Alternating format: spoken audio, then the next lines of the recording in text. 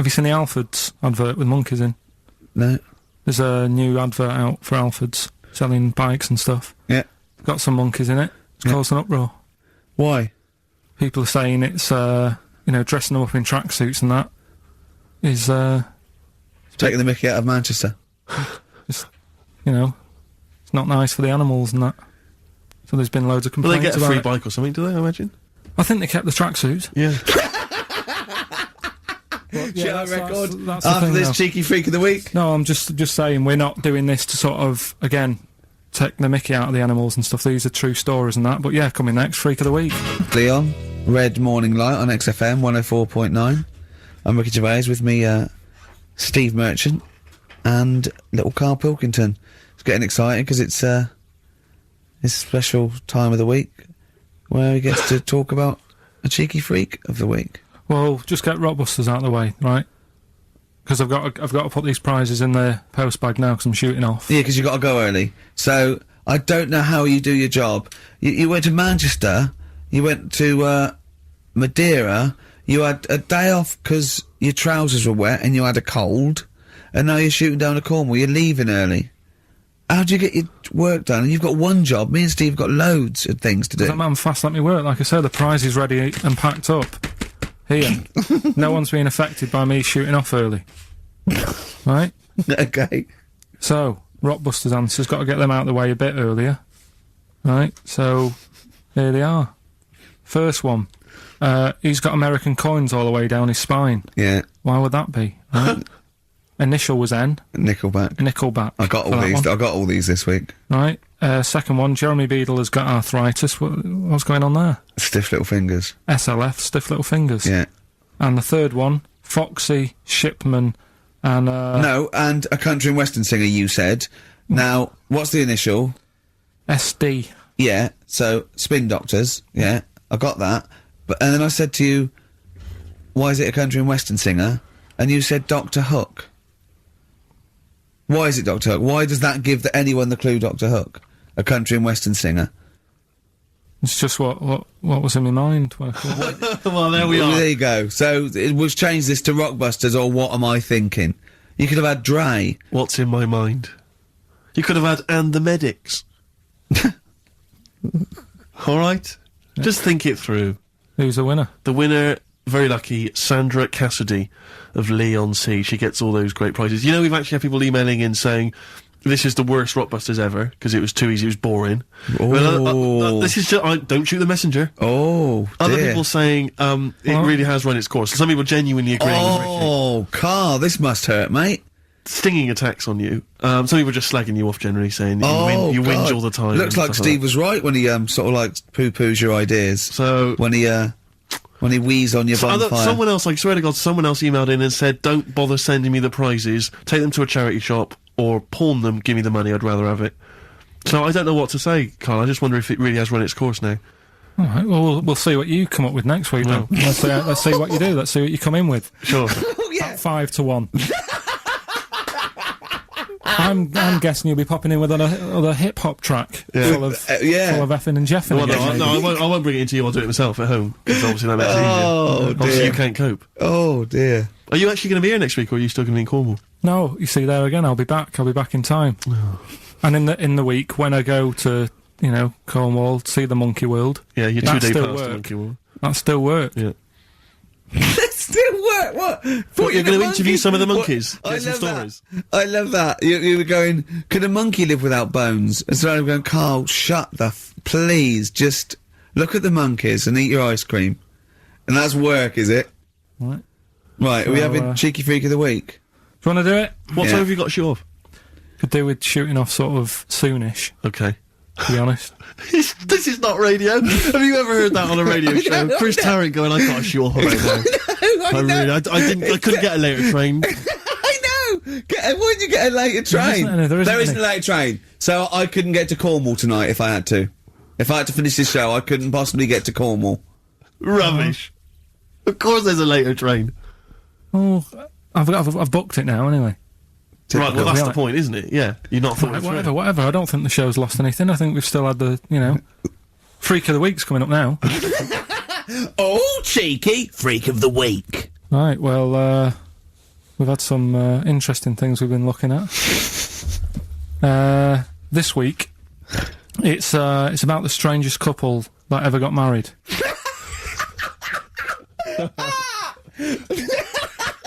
And we've had 2 sets of chimps, so it's stranger than that. Oh, it's not Dale Winton and Nell McAndrew, is It's it? not your parents, is it? Well, we're going back again to about, I think this is about 19...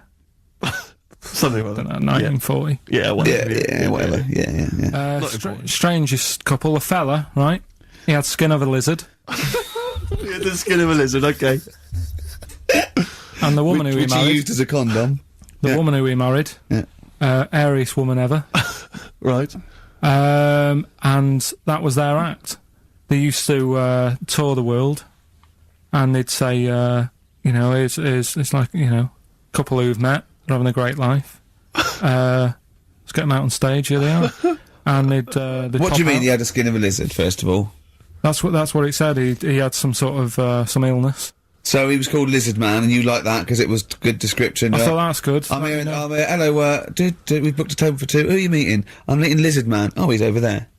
Yeah. You know he is, right? Yeah. I'm Look meeting out. the hairiest woman in the world. She's over there. Yeah. Yeah. So what did they do for their act? Now, bear in mind that we had some Siamese twins last week, and their act was having a bath. yeah. So I hope it's an improvement on that. What did Lizard Man? He came out and ate some flies, did he? I don't really know. I just think they stood there and that. Yeah, when you read this and it goes the most interesting fact ever, Lizard Man, and you go, that's enough. That's enough. I can extrapolate from that. But straight away I start thinking. I'm thinking, right. I wonder if they got the wedding photos. Right? And then, like it said that they had a kid. Oh, what would that be like? Half Exactly, lizard, half. exactly, that's It'd be what I like was an thinking. ostrich, wouldn't it? It would sort of like. That's what I was thinking. What did you think it would come out like, the baby? I didn't think what that looked like. I just was thinking, parents' evening. You know what I mean? wouldn't want them coming up to the school, would you? So, Well, that's so the little problem. Johnny, who starts off relatively normal, he's quite good at, he's good at nature, Yeah. isn't he? And his mum and dad come into the room and they'd be looking round, wouldn't they? Well, it's always like that thing at school when, like, you find out your mate's mum and dad are really old. Right, Have you sure. ever seen that? Yeah. When you go, have your gran and granddad bought you? Yeah. There's my mum and dad. Yeah. And you go, It is weird. What's that we're talking about? He calls him mum. What was that? Oh, sorry. do you know what I mean? Yeah, And no, like- that's always strange. I But just- if you had Godzilla and King Kong as your parents, Yeah. and it was And they're like you always say, fighting. they're always fighting, and like you say, you're in a school play or something, you wouldn't tell them, would you? You wouldn't want them coming up with a video camera. He didn't tell his parents he was in the. When we were, Well, exactly. You did Little Donkey. You didn't tell your dad, did you? And he came along and videoed it. Yeah. Was kept that- it quiet, kept it quiet, don't want them to know anything. But you didn't. What was it? It was meant to be playing. You had a little drum, didn't you? Yeah, I was doing, I had a little drum. I think I was meant to be playing We Three Kings, Yeah. but he started doing Little Donkey and I thought I can add a touch to this. Sure, you improvised. Started playing along. It was like the loved first Yeah. remix, wasn't it? It went down well. But yeah, that's all I was thinking with the Freak of the Week this week. That's what I'm saying about Freak of the Week. It's to get people thinking, right? Thinking how lucky they are. That, they don't have to... Comb their face. What are you talking about? What do you mean? Freak of the Week is to let people know how lucky they are. Just... What about the little freak you're talking about? What are they thinking? They're going, oh, he's talking about me. I'm a little hairy lizard man on a stick. Pop in, give us a call. I'd like, that's what I'd like to do on a TV programme. That's what I want to do. I want to go and, like, meet these people and say, right, let's just go shopping. Let's, we'll film what your normal day's like. Yeah. Let's pop out. Nip into Sainsbury's or whatever. Yeah. Buy a comb. Park whatever. right up close to it. You know what I mean? Yeah. So what you're saying is you just want to get a little message out there, which is that there's always someone worse off than you. Well, there's proof of that in this room. You know what I mean? Oh, Carl, when's your train? In a minute, I'm going to get going now. New England. Karl Pilkington has left the building. He's rushed away. He's on his way down to Cornwall. And we're left by ourselves. Indeed. In the room.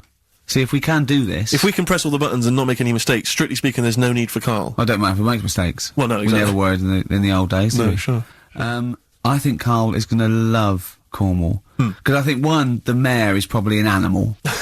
Yes. And I imagine the townsfolk think like Karl. Yeah. Do you know what I mean? I Yeah. imagine he'll stay there. He'll be made king. Have you ever seen Return of the Jedi?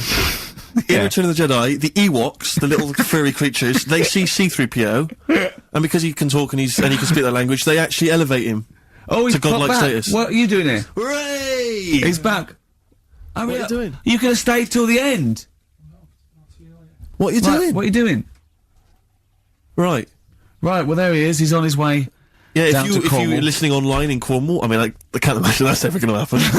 But, you know, on a clothesline with a bean tin at one Exactly. end and Yeah. a big bean tin in London. Or if the I'm cool in London. yeah, or if the foil helmet you wear to fend off laser rays from aliens out of space are somehow picking up the show, then Karl's on his way. Look forward to him. He's the He'd bold fit in one. because he's got a sort of like, you know, the obligatory sort of red face that would go well down there now. Because I think he's been out in the sun, or he was, you know, pre-boiled when he came in. But he's rushing down to Cornwall now, going from Paddington Station. So, you know, If you're in the Paddington Station area, you want to pop down there and sort of wave him off, then do. Yeah. Don't be afraid. that's not a dirty sexual act. Wave him off. Yeah, I'd love to wave him off. And call in the week as well, carl.pilkington@xfm.co.uk. Send him anything. Just clog up his email. Yeah. I mean, because he gets stressed at work. So if you can send him 3 or 4 emails each Yeah. over the next week, so he's got to read them all. But disguise them, don't make them look rubbish, so at least he's got to sort of open them and look at them. Or, you know, some of them might be correspondence, so he will, you know, just phone his line as well, just ask for XFM, ask Karl, and leave long messages on his voicemail. Yeah. So, if you can, just for us, just for me and Steve, remember, it is mine and Steve's show. Karl is merely like, you know, the icing on the cake. Yeah. If Karl can come back, maybe next Friday or Saturday or Monday, whenever he comes back, to about 250 emails and 200 voicemail messages. If you put down, when it says what's the name of the message, the title of the message, if you put monkey news or monkey information, he'll have to open it then because he'll be intrigued, even if Yeah. it's not about monkeys. Yeah. Do that anyway. Yeah. Voicemail messages. Leave them long. I like this information. Disguise it, so it might be important. Yeah. Just so he has to listen through. I wish I'd give his own mobile out, but, you know, that is just too cruel. But anyone can get him at XFM, and of course, we've given out his email before, so, I mean, go mental. There are plenty of ways to torture Karl Pilkington. I mean, we're doing all we can on a Saturday. But we're only 2 people. But we're only 2 men. You know what I mean? So, so listen, go berserk. We'll be back next Saturday, and we'll leave with song for the lovers, song for the ladies, whatever. It's a beautiful track. A song for the sunshine. Song for the Sunshine. It's Lily White by Cat Stevens. Proper rock band. Best band since Thin Lizzy. The Darkness. Oh, big words. Growing on me. XFM 104.9. A bit rash, I think. R. Gervais. S. Merchant. K. Pilkington. With a little bit of I know for a fact, that Steve is getting a little bit sick of Karl's attitude. Oh, his attitude's appalling. I quite like it though, because it's straight away friction, and he's sort of like, you know. To be fair, I genuinely don't think I'm the culprit in this. I think I come in and I just ask him a simple request. Yeah. And immediately on my back. Whinging, moaning, whining. I mean, I don't know if there's any evidence. Well, it's funny you sort say of that actually, because in support the any of my survey, complaints. it came out this week. It's quite extensive. Mancunians take more sick days than anyone else. Mancunians take more sick days than workers in any other city in Britain and Ireland, according to Manchester-based employment firm. Survey by Peninsula found employees in Manchester take 11 sick days per year, whereas closest rivals Edinburgh and Dublin take an average of 9.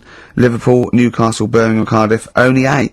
Is Reading mentioned there, or No, Bristol? it's not even in there. They don't take days off. London is only 7. So the point is, I mean, I don't think you can take anything from it, but if you're an employer and you had a Mancunian and a Liverpudlian and they were equal on everything else, but you really couldn't afford them to be away, Liverpudlian's going to probably be away for 8 days. Sure.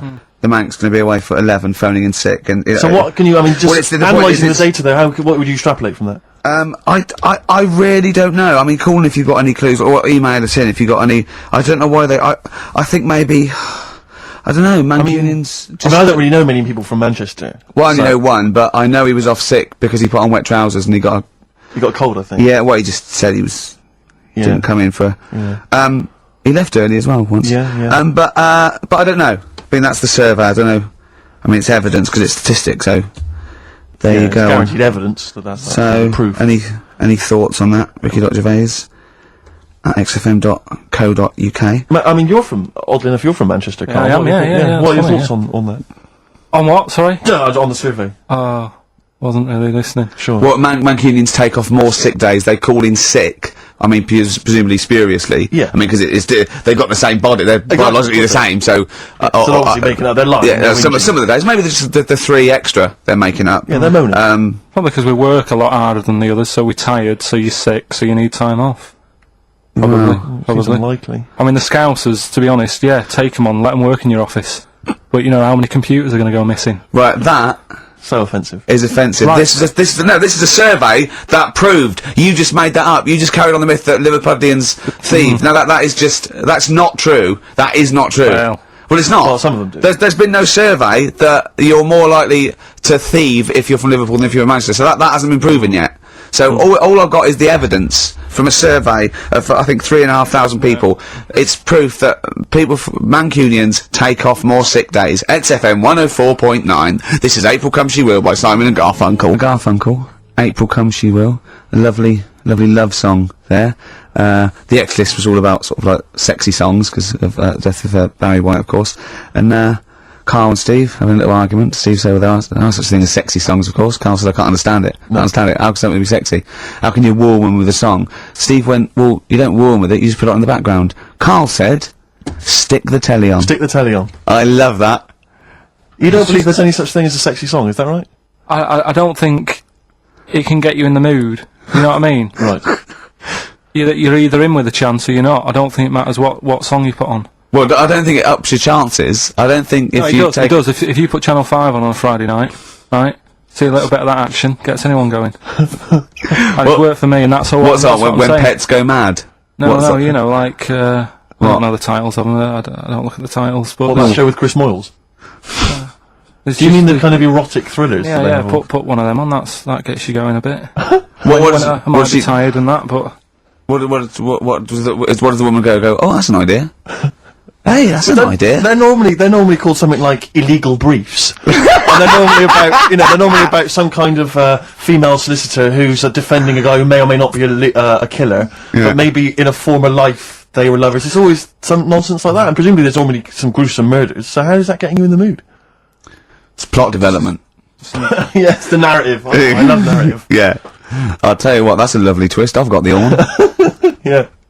Brilliant. So, if you're from Manchester, sorry about that. I mean, it is true. We weren't making that up. We weren't doing a stupid stereotype like Carl did with Liverpudlians. It's just a survey that Mancunians take off more sick days. But they might be genuine. They might be sort of an iller people, or it might just be people who in Manchester go, oh, I can't be bothered to go to work, it's rubbish. Whereas if you're in London, you go, I can't wait to go to work. What a lovely place this is. Some great jobs down here. Great jobs down there. Rick, I know you're always looking, just to keep abreast of, new developments in music, what's happening. Yeah. I don't know if you've got any plans this evening, but you might want to pop along to the Hope and Anchor in Islington. Why? Where, playing tonight, Restless Diesel. Please welcome to the stage. Restless Diesel. I mean, we've talked about it before, band names where you just have to imagine you're supporting U2, Wembley Stadium. It can never happen. Please welcome to the stage. And Restless he comes on, Diesel. And after the first song, he goes, thanks, because great band before us, Restless Diesel. You hear a lot more of them. Exactly. Yeah, it won't happen, will it? Sure, they're a great band. I think. What's the tax on that? £5 in, is it? It's not telling us actually. Yeah, but to pop down to the Hope and Anchor. Maybe tell us how Restless Diesel were tonight. Yeah, just call in. Maybe call in on Christian Show Monday. Just tell us how Restless Diesel were. We can make that a regular feature. Now, what's coming up on today's show? Well, listen, we got all the usual favourites. We got and some new ones. We got Monkey News. That's sorted. Carl told me. People are guaranteed Monkey News. He called in. He said, "I've got some Monkey News." Brilliant. He's done that. I had to make sure. Yeah, we got that. We've got some great tunes. I've got a great song from Tupac, some Cat Stevens, some Jimmy Webb, some Thin Lizzy. Can I surprise you with something from Aerosmith? Brilliant. And a little treat from Evan Dando. We're quite rocky today, aren't we? There's a threat that there won't be Rockbusters. Good. That's no threat. But we can bring back Educating Ricky. Oh. I mean, because it's sort of like seasonal, isn't it, our show? We don't want to, it's not like Ant and Dec's takeaways on all through the year. Yeah. They go away for a few weeks and we get something else, like Ian writes, you know, friends like these or something, Exactly. you know what I mean? And so maybe Rockbusters, maybe not. Rockbusters on hiatus, but Educating Ricky always fun. If That's you've not what's heard coming that up. before. And I'll tell you what, Jane's Addiction, just because they rock as well, don't they? Brilliant. XFM 104.9. Excellent, Ricky Gervais.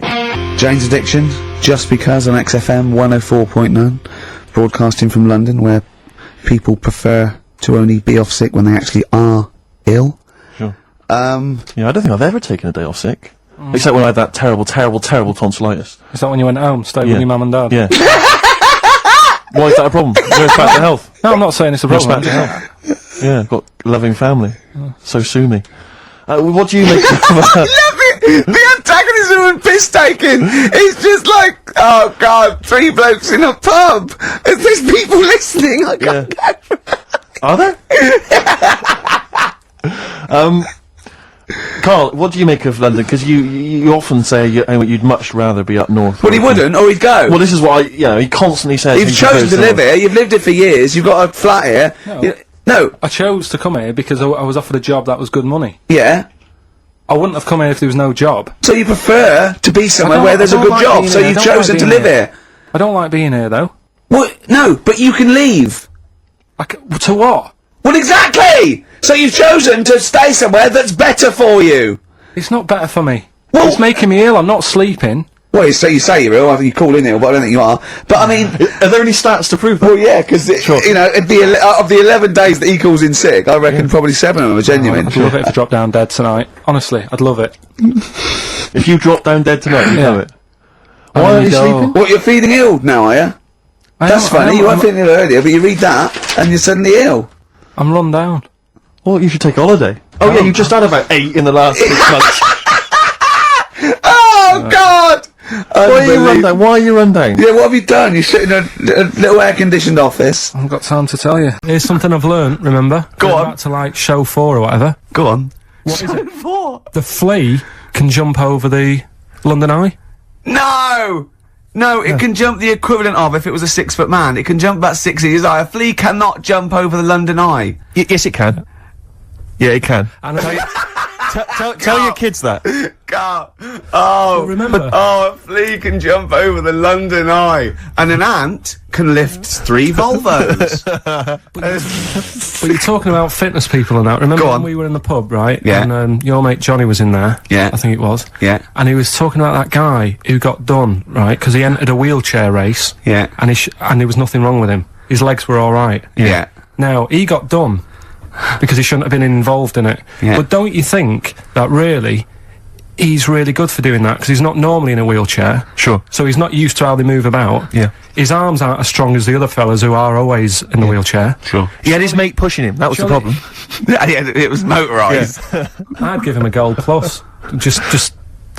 You know, you're taking a bloke who's not used to doing something. He does it the first time and beats the people who are at it. What about that woman, though, that was disqualified in the shooting, because she was in a wheelchair, and she was just in the normal, able-bodied Olympics, it was just, she entered, right? But she wasn't allowed to rest her elbow on the arm of her chair, because that was something disadvantage. She was in a wheelchair, and she's shooting, but she was getting unfair advantage, and they said, you cannot put your elbow on the arm of your Sneaky, wheelchair. aren't they? No, they are. You gotta be careful. You gotta be careful. Do you want to play Some of them aren't even disabled, it turns out. Hold on, though. We're talking about athletes, aren't we? What record should we play next? I'd love to hear that single that was out a couple of months Athlete. back by Athlete. Athlete. Let's have Athlete. Man alive. West Side by Athlete, a track that I know you and I have enjoyed. Yeah, it's one of our favourite new over the last tracks of 6 the or year, 7 that months. one. Yeah, Absolutely. very good. More of our favourite tracks to come on XFM 104.9. You know, I was me, Ricky mentioning Gervais, and you, Steve Merchant, and, Karl Pilkington. sure, go on.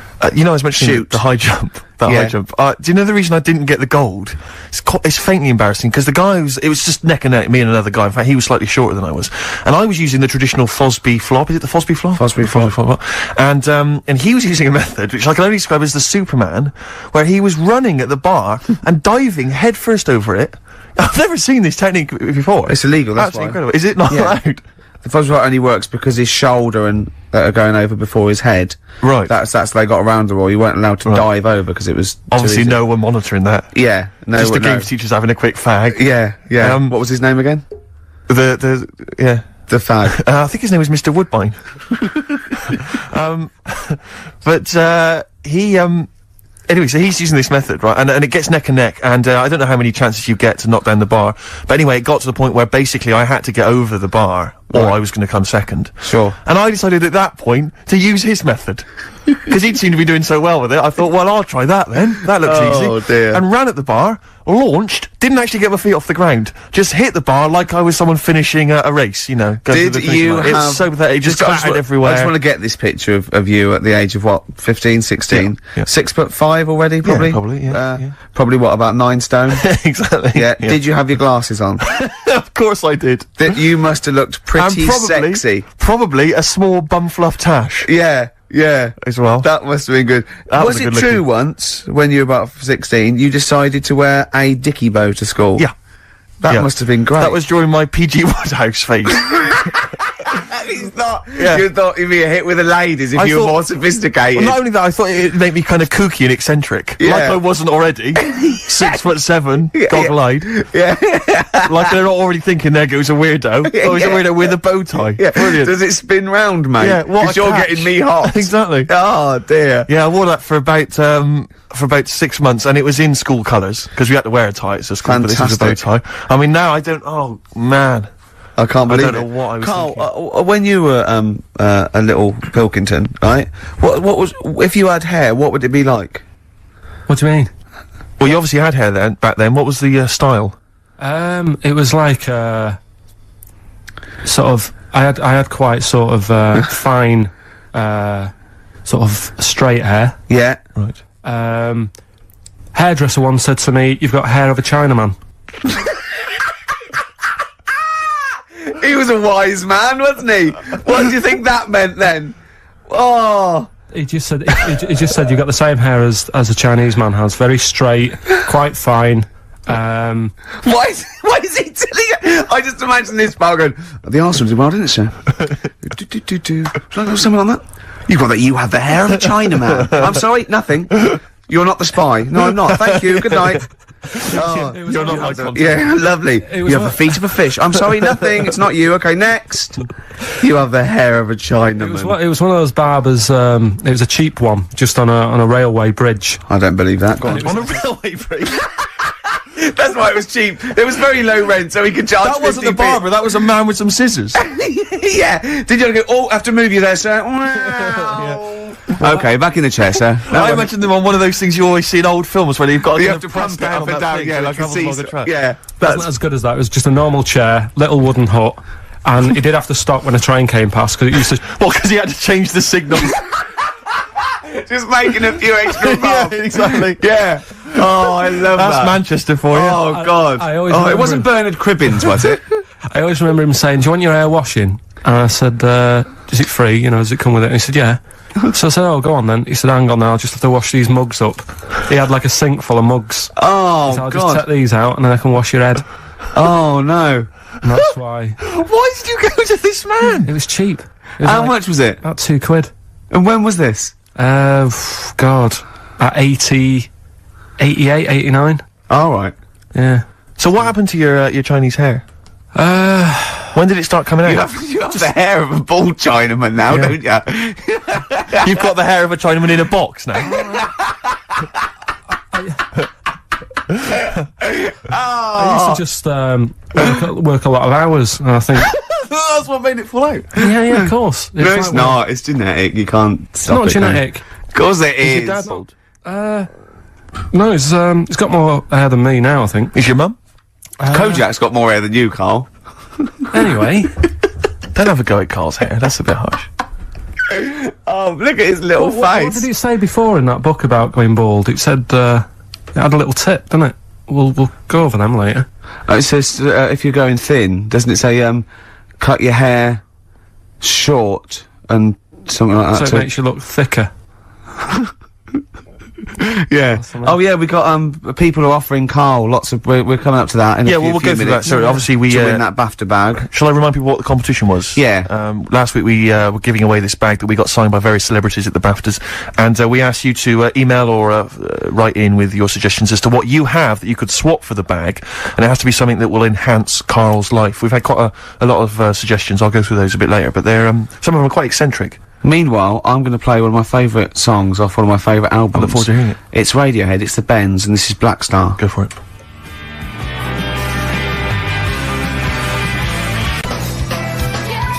Sugar Cubes. Hit.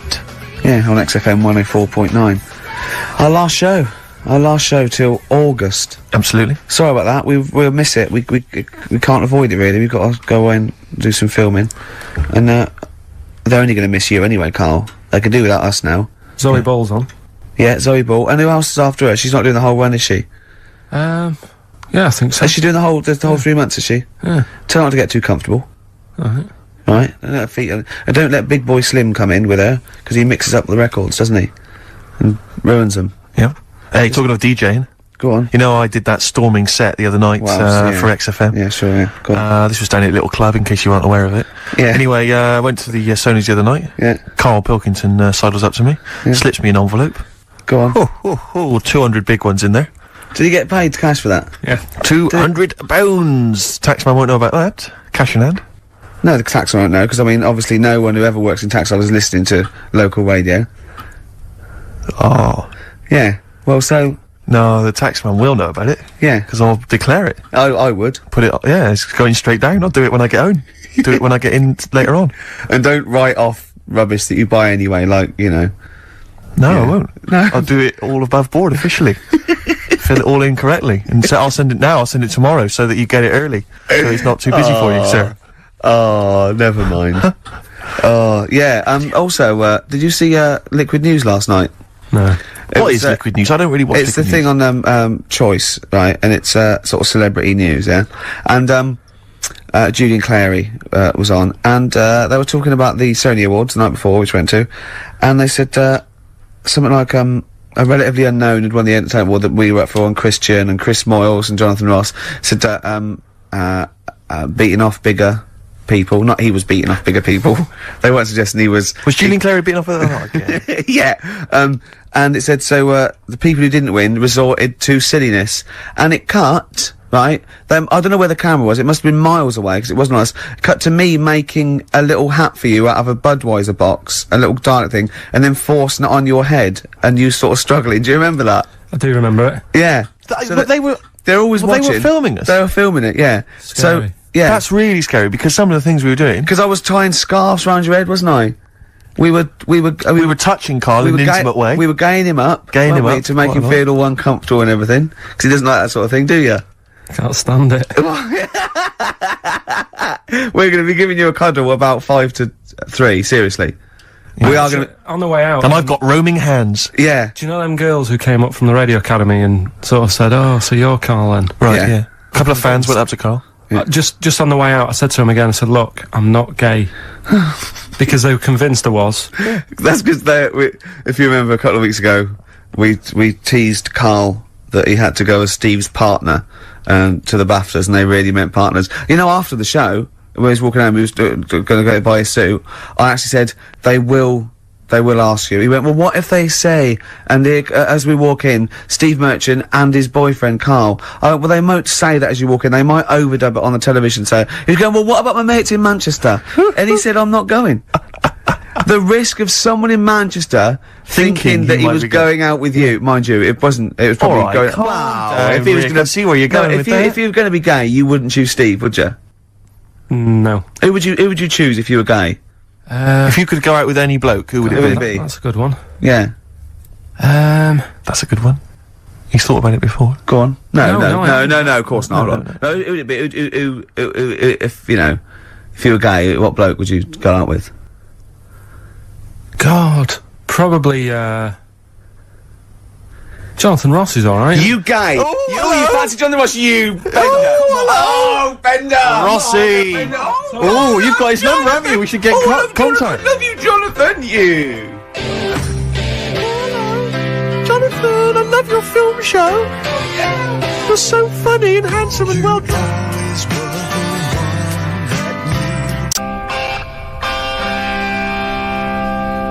Rock and roll with me, David Bowie, off Diamond Dogs. Another one of my favourite tracks. Cracking. Great track, isn't it? Well, it's time for Karl's Room 101. Karl was too shy to obviously ever do this for real, but we thought that end the run of this with things that Karl hates. Yeah, we know the thing he likes. We know that. So Karl, okay. We should just point out that we've been inspired by the TV show Room 101. We didn't come up with this ourselves. Yeah, we did. This is room 102. Yeah, we'll be Paul Merton, and you be Karl Pilkington. Right. You could chance to banish to room 101 all those things that you dislike, they're never to be seen again. Will you please welcome Karl Pilkington? All right. Who? How are you doing? All right, Karl. So, what's your first? What does this represent? And imagine me putting some on the table next to you. Go on. Right. Well, first of all, right, it's dead hard to come up with like 5 things that drive you up the wall. Okay. Right. It's not easy because there's so many things. Yeah.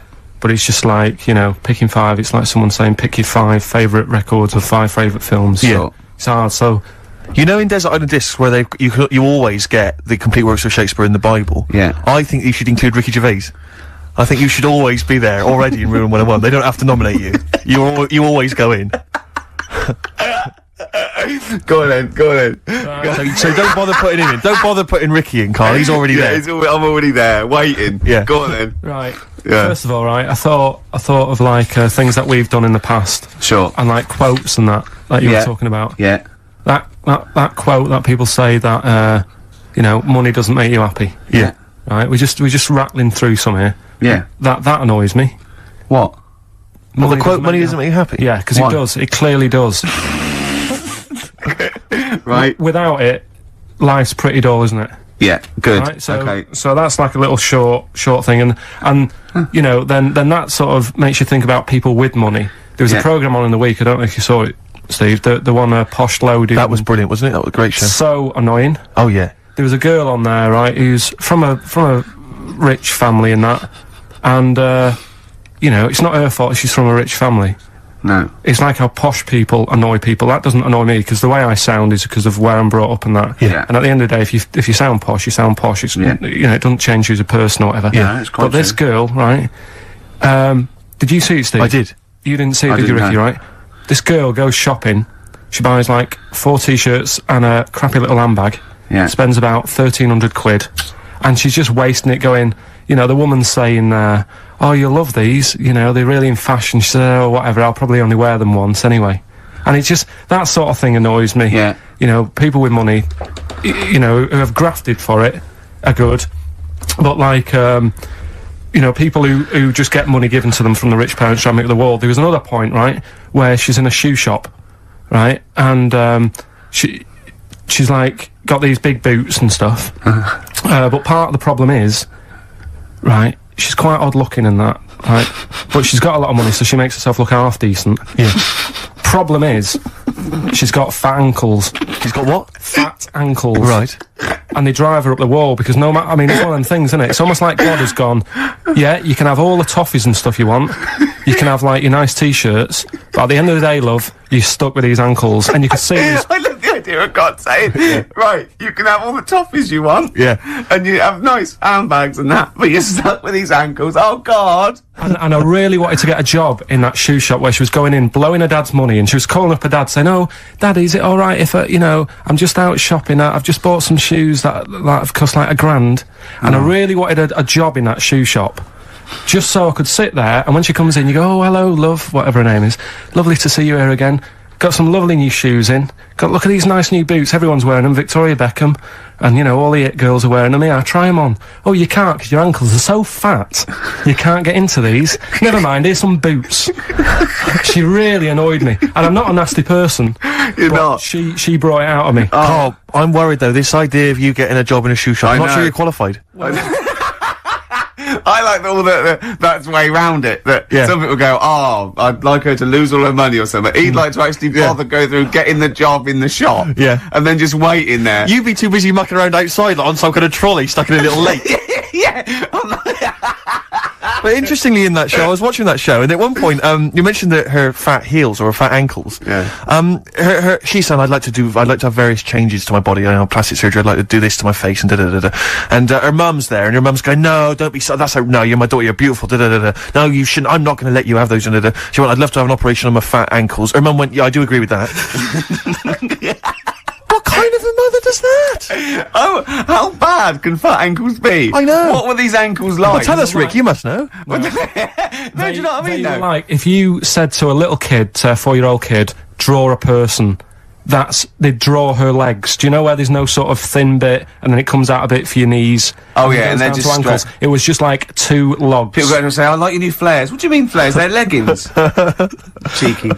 Awful, so, you know... It's okay, so you're putting in posh girls with fat ankles. Yeah. Okay, what's your next one on Room 101? Right, another quick one, really. Go on. People in supermarkets. Right. What, the people who serve? Yeah. It's mainly... these shops you get round in London that are like open 24 hours, right? Yeah. You'll go in and you'll buy you know, you don't do your main shop there. It's mainly just little bits in it. Your carton of milk and Sure. maybe a loaf, a couple of balm cakes and that. Yeah. And you go in there. Who still buys balm cakes? Right? Do they have them in London? Yeah. Do you ever ask? Would you be annoyed if they said balm cakes? We don't have those down here. They're rubbish. That's happened before when I asked for gravy and they didn't know what gravy was. When did you ask for gravy? In a chippy. What do you mean? What'd you say? Have you got any gravy? Just because you up north you have chips and pie and gravy on it, and they Yeah. didn't have a clue what I was talking about. Right. Okay. So that annoys me actually. Stick that on the list. But, You've got fishmen up north. but listen, right? You'll go We in saw a sign in the north, right? It was a little shop, and the sign said, "We sell bread." And it was handwritten. It was like there was probably like a rush with loads of people in turbans going. What's this bread you talk of? Yeah, little their headscarves, little women running down with their little. Oh, But anyway, these shops, right? So you go in there, getting your stuff, and you'll go up to the till, and they don't say hello to you. They don't sort of smile. They just bleep the stuff through. They don't tell you how much it is. They just sort of expect you to look at the till to see how much it is, so you can get your hand in your pocket, give them the money, they'll give you the change, and they won't say goodbye. Yeah. So it's like they just can't be asked Sure. to have any sort of hello, how are you doing? Yeah. I don't want a big chat. I don't want to know what they're getting up to and Sure. what what the dad does for a living and all that. I just want like, how are you doing? You know, you're well, right? Oh yeah, this bread's popular or whatever. Right, that'll be £5. You need to keep abreast of which breads are selling well. oh, Mother's Pride. That's a good choice. It's 70% of our stock is it? So that really, even though it is a 24-hour. I'll be honest. I would err on the side of silence, not rudeness. I hate rudeness if they do that, but I would rather. I'd start to go, £1.50, please, and that'll be fine for me. Any more? What It's about like- hello and goodbye? Have a good day. Not in an It American way. doesn't bother me. I prefer people who say "have a nice day" and don't mean it to people who don't say it at all and don't mean it. To be honest, I don't worry about that mock sincerity because I think it. No, it not that. does It's the just job. normal, Yeah. isn't it? It's No, like- I mean, I'm saying I like people who say I don't care. They say, "Oh, nice to see you. Come again. Have a nice day." It doesn't bother me. But a chat. I hate people who think they're the life and soul. No. When I you're going don't for mean it. like that. I mean, get like, nuts. if you go through a door, you hold it open, you go, there you go. You know what I mean? You expect a thank you. Yeah, that's Yeah. all. Yeah, and also when do you come in at like a narrow walkway and you're both walking there, and I stop, we'll get out of the way, and they tut like I should have. I want to go. Hold on, look, we're both in the same boat here. Yeah. Why is it me? That annoys me. Where people Oh, think tutting when they're in the wrong. They own the street, or if two people aren't looking where they're going, it's one Yeah. person's fault. Yeah. That really annoys me. Yeah. So that's it really. I mean, I know the 24-hour shops and they're knackered and stuff, but politeness, just to say, Well, it costs nothing, does it? no. So those are your little quick ones. Then we get Those- on to your big to the three, meaty don't we? ones. The big one. Yeah, Should we if you play a want. record and come back to that? I know what you want. I'm talking to Karl Pilkington on room 101 on XFM 104.9. Yeah. What? New order. Oh, excellent. You know what I mean? It's mad. We were shouting at you then. How loud are those headphones? pretty loud, but I'm always wearing headphones, so... Yeah, it's but look what I'm doing. This is an old radio trick. You put one earphone over your ear and the other one off so you can hear people in the room. Hives on XFM what do you want? 104.9. What did you want to say? Doesn't matter, Carl. It does. The point is, it could have been important. It could have been a fire, Yeah, anything. when we shout anything, you jump. Yeah. Do you know what I mean? Come on, Carl. Get with the programme, alright? Hey? Right, what other things you want to put Yes, in sir. 101? Other than us. Spiders. Right, go on. I know Ricky will be agreeing with this. Yeah, all spiders, yeah. I mean, not all spiders, because there's some spiders that are on the planet that don't do any harm. They clean up stuff, don't they? Well, I got little brushes. Do you mean like janitors spiders? yeah. No, there's some that, you know, Hong Kong leggy. just get on with stuff. But I'm talking about the spiders that are deadly. Right. And spiders that are massive. I mean, Johnny's mate, Ricky's mate, Johnny, I mean. Yeah. He was talking about how, he was in Australia. Yeah. And he was sharing a room with a mate or whatever. And his mate was having a shower. And said, Johnny, just come in here a minute. And he went in, and there was a spider on the side of the bath that he said was the size of your hand. 2 hands width. It's sort of like a size of track, just like 8 inches across. It was- That big, right? And the daft thing with that one is that can't kill you. It's massive. It's got no purpose. it's a huntsman. Yeah, but what? Something you said it does, right? If you sort of walk around it and it thinks you're going to try and trap it, it hisses at you And jumps at you. and jumps on you, and it sort of clings on. That's You'd be- terrifying. You'd be sort of running around trying to get it off, and it's just gripping on like the old stag beetle thing again. Yeah. It's clinging onto you. But there is no... What I don't understand is, why is that spider that big? Because no doubt it only eats stuff like normal spiders do, but it needs to eat more of them because it's a bigger lad. Right? Yeah. And it doesn't actually do anything. It's not like... I just don't Doesn't get it. create, doesn't paint, doesn't do Yeah, anything. Yeah. it's just getting in the way, and it's one of those things that are so big you couldn't kill it. Because can you imagine like the mess that Yeah. would make something that size if you stamped on it? Yeah. Which I'm not, you know, again, I'm not a fan of. Yeah. But I don't get that. And then there was a programme on a few weeks ago on BBC about spiders, and there was this one, right? It was going, you know, there's so many spiders in the world, and apparently there's so many of them they can't give them all names. Right? What they're saying is, once one dies out, they'll actually introduce another one. Because there's so many different breeds of them that it's impossible to sort of make a book and list them all. Right. What, It's the like book a would be queue. infinitely long.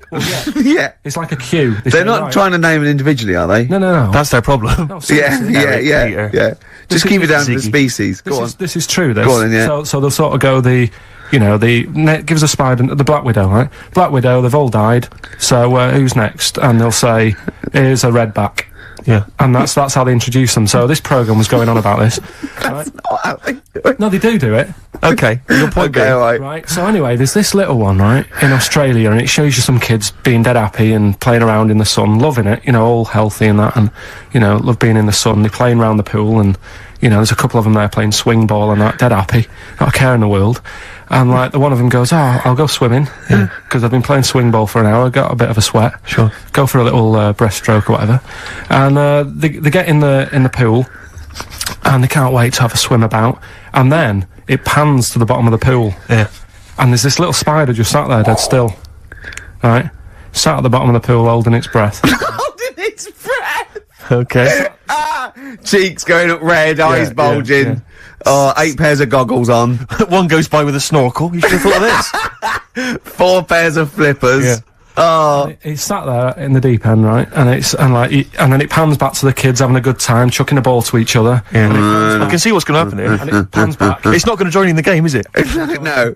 And what happens is, the kid starts bouncing up and down on the floor, Sure. goes and sticks the kid goes and puts a foot on the spider, bites the kid, and apparently, if you're not seen to, you can be dead in 15 minutes. Sorry, why does this spider sit at the bottom of the pool? That's what it likes to do. Animals don't do things they like to do. Animals do things for a reason.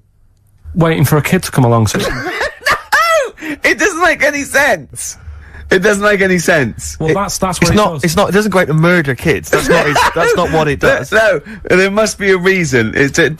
I mean, if you just stopped when you watch these programs and don't get involved with the music and, like, you know, the odd... Why does it sit at the bottom of the pool? There must be a reason. It either goes there for protection, food, to cool... It does it for a reason. It doesn't go there to wind up swimmers. Yeah. There must be a reason. This is it. If anyone's watching, please, if you're watching that program, I don't know about this spider. What's the name of the spider? I'm not sure. Okay. Well, it did say- 08700 800 123. Is it the Duncan Goodhue? is it Paul? I mean, I don't know, maybe it does go into other things like ponds and that, and maybe it does the same for ducks if a duck stands on it. But why? Duck stands on it. Why?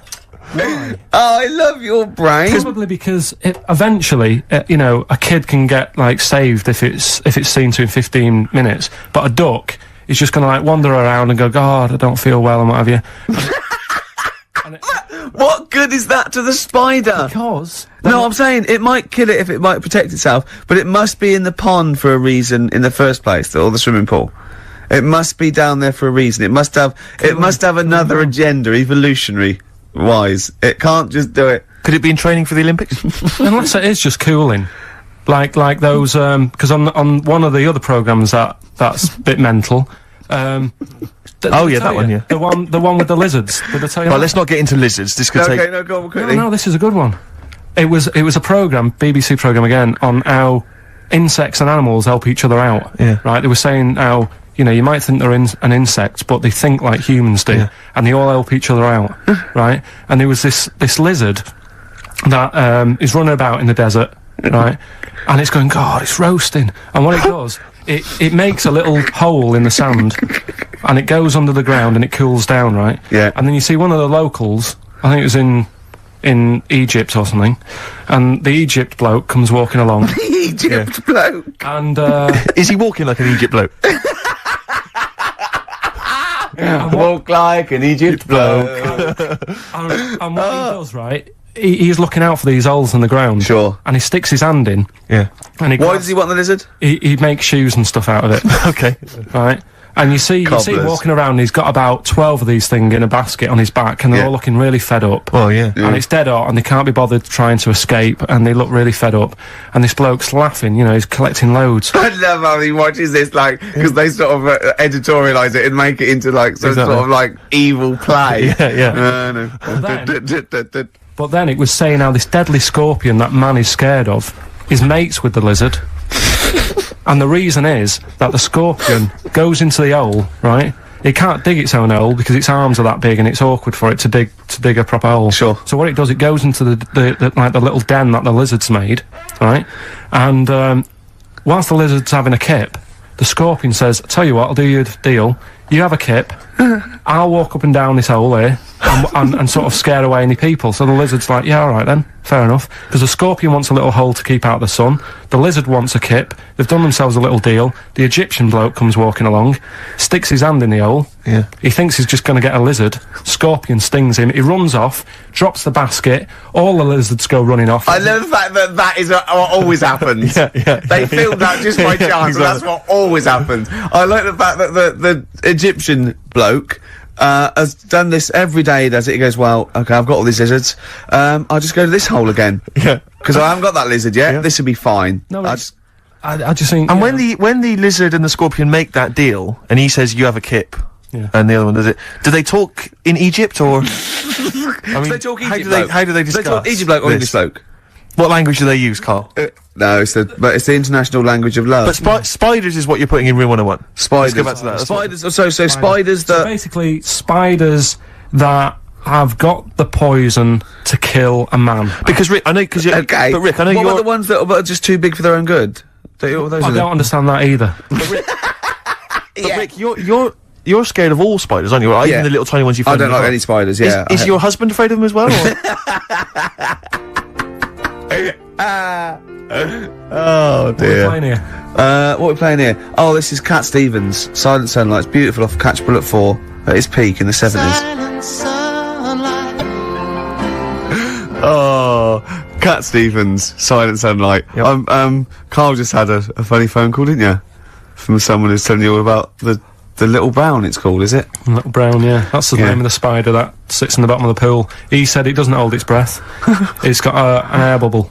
I didn't think it did hold its breath, to be honest. And then, as you know, Steve was opening a letter we got, and it's a football song, and it's They Don't Like It Up by the Leatherhead Gimpers. But it's the fact we keep getting sent homemade singles. Wow, that's good, isn't it? Oh, there's another one here. They're both football anthems, though. We don't. Well, do we show any interest in football? Are we? Well, yeah, the World Cup we do, don't we? You're right, Rick. Yeah. I've got a bet on as well. Have you? Chelsea to win 2-1. What today? Yeah. And I've got Chelsea to win 2-1, but Henri to score first. And that's something like 30-1 or something. Best luck. Yeah. Best luck. Cheers. Brilliant. Right, so spiders. That's the first one we went on, isn't it? So you agree rude with people in supermarkets. Spiders that are either have got enough poison to kill a man or are unnecessarily big. Yeah. Yeah, go on then. Right, good. Going well. Right. Next one. Yeah. Stars in Their Eyes. Blimey, it's a popular show. You might alienate a lot of people. Stand it. Why? Just, I think, if you've got a talent, right, there's loads of shows now that you can go on and make a killing. Yeah. Like Pop Idol. Yeah. What was the other one? Pop Stars. Yeah. That sort of thing. So, people who will go on Stars in Their Eyes, they want to sort of be famous. Yeah. They want to be a singer. What I don't understand is why go on that show where you do all the hard work, got to do all the graft, Yeah. and yet, even if they win it, you never see him again. The guy who won last year, Christy Berg. Ian Moore. Ian Moore. Before last, but I was now with his own stuff. Yeah, but, alright. How did it I bet sell? that sold well. Exactly. Don't get it. What I like is when someone doing Edith Piaf like wins a heat, and Matthew goes, "Well, I don't think you'll be going back to the cleaning job, will you?" Yeah, yes, you will. Monday, Almost certainly. Monday. She'll be back there Monday. Just, yeah, and just the way, you know, in like the final last week where the guy who was Elvis won, and they're all I thought he in would there. though. I thought he was very good. No, he was good, but will we see him again? Do you know what I mean? What is his job? I don't know. He'll be carrying on doing that. There's going to be no change to his life whatsoever. He's very good at what he does, but he's wasting his time on Stars in Their Eyes. So I don't understand exactly what your issue is. You clearly like the show because you watched the final last week. He thinks You agree that people are talented. You think it's a waste of talent to go on Stars in Their Eyes because it's not a vehicle to be famous, whereas something like Pop Idol, Yeah. Pop Stars, even Yeah. Big Brother. Do you know what I mean? Go Yeah. on that. Sit in a room all day, have a month off work. because they're all big stars now, aren't they? No, but what I'm saying is, it's less work to sit in the Big Brother house. Now and again, just sing a song, and people go, "Oh, isn't he a good singer?" You come out after having a month's rest or whatever it is you're having there. Yeah. You come out, and there's loads of record companies like waiting for you to come out and give you a deal. And what happens then when you get a deal? When you cut a record, what happens to that record then? Then it's either sells or it doesn't. And actually, what happened to it? It didn't sell. No, none of them did. But what I'm saying is, that is a lot easier to do than all the graft that you have to do on Stars in Their Eyes and the pressure. What would you rather do? Buy Craig's Christmas record Yeah. or Ian Moore's classics? Probably Craig, just because the guy on Stars in Their Eyes really thought he was better than Christy Berg. When he was singing, and I think I'm better than Christopher. he was singing, and Christy Berg came walking on, Did he cry? and he didn't stop and go, "Oh, I can't believe it, I'm a big fan." He was sort of carrying on, like, "Don't interrupt me, I'll have a word with you in a bit." You think he should show the man he's actually making a little bit of living off? Yeah. Emulating. A bit of respect. A bit more respect. And the most annoying thing... I imagine them arguing, resting each other on the floor saying, "I'm Christa Berg. No, I'm Christa Berg." Like two ventriloquist dummies, just having a fight in the dressing room afterwards. the most annoying thing of all with Stars in Their Eyes, people who go on and do people like, say like, I think last year, someone went on and did Lamal. Now, if you wanna, because the whole idea is with Stars in Their Eyes, you get work off the back of that show by like companies, don't you? Saying, Yeah. "Who will we book?" Yeah. You could get the real Lamal for about 30 quid. So why have an imitator? Well, it seems to me, though, Carl, the problem is that show's been running so long that all the big names have already been done, so it's going to end up having to be, isn't it, Lamal or some old kind of 50s singer you've never heard of? Isn't that the problem? I remember when... I mean, it's just Eddie Reader was on there. You've had Eddie Reader. But it's just a karaoke contest. It's just, I think you're assuming that everyone on there wants to get, a recording contract. They do, Steve. Okay. In that bit at the back where they say, and the votes are coming in, let's have a look at the tension now that's going on. And they sat there and they really think they are Elvis. And they are Luther Vandross. Sat there, and like, if they were all sat there having Woke up this morning, looked at your picture just to get me started. Filth. If they were all sat there, sort of thinking, oh god, this is a bit of a laugh, innit? But they're not. You can see that they all really want it. And it's like... But so what I'm saying is, who are you putting in room 101? Are you putting in the people who are just there to have a bit of fun? Everyone involved in that show. Including Kelly? Yeah. He's a talented guy. You don't care? No, he's going in as well. He's in there first, and then everyone else, everyone who enters it, the people who go and sit in the audience, everything. But what would you do Saturday night? You'd love the show, you watch it every week. It was just on when I was getting ready to go out, and there's nothing else on at that time. Sure. And it was the final on Saturday night as well. Yeah, you got to watch the final, the live final. Yeah. Well, who would you do if you went on the show? Moby. Probably do... Ooh. It's not that you look like them, though, is it? No, you sound like... because they wouldn't let me on as Tracy Chapman. I was furious. That's annoying. Because I sound just like her, but they said... No. Bowie. You do Bowie? Yeah. Can I hear your impression? No. Well, come on. No, because you just said if you could go on and what have you. I'm saying that. Well, it's got to be someone you can do. I mean, obviously I'd go on as Will Smith because I can do the rapping. Yeah. I can't do it. I'm not a good singer. I've never really been into singing. I've never done a live singing thing before. Haven't you? No. But if there was a talent show on, I did Walk Like an Egyptian by the Bangles and I mimed, dressed up as a woman. How old were you? It was when I was still going to school, so it was like... Well, I hope so. 12.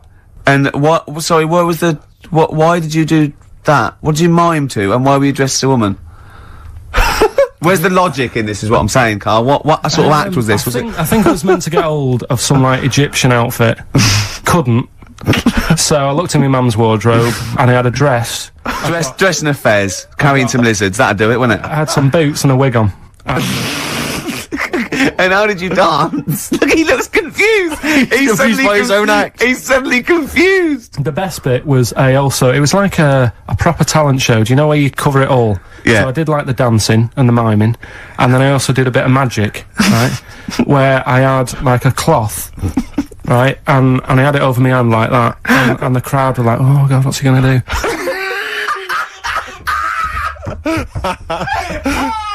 Of course they were. Go on, and what was the trick? They weren't saying that.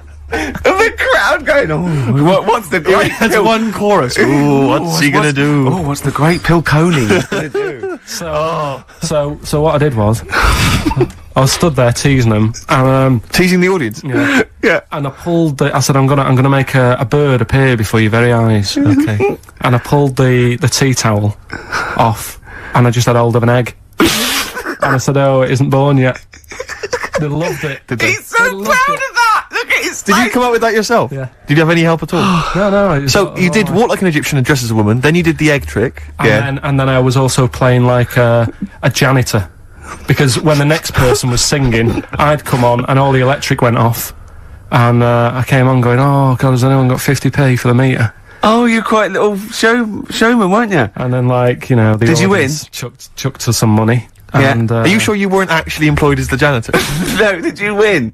No, I think we came second. This really tarty girl who did Madonna like a virgin, and I thought, yeah, right. Like you are. She's a right ropey little woman. But so great. Okay, brilliant. so Spy the Stars in the Eyes. We better play a track, hadn't we? Indeed, yeah. Bit of Tom McRae. This was a track we played a while back. I enjoyed it.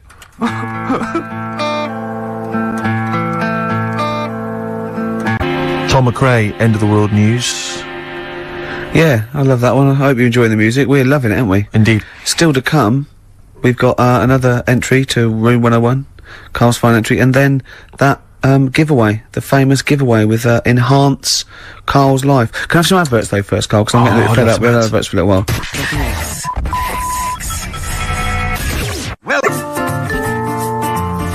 Bandage One Boy, Once Around the Block. Classic, a retro cut. Getting a bit sad now, Steve. 20 minutes. Indeed.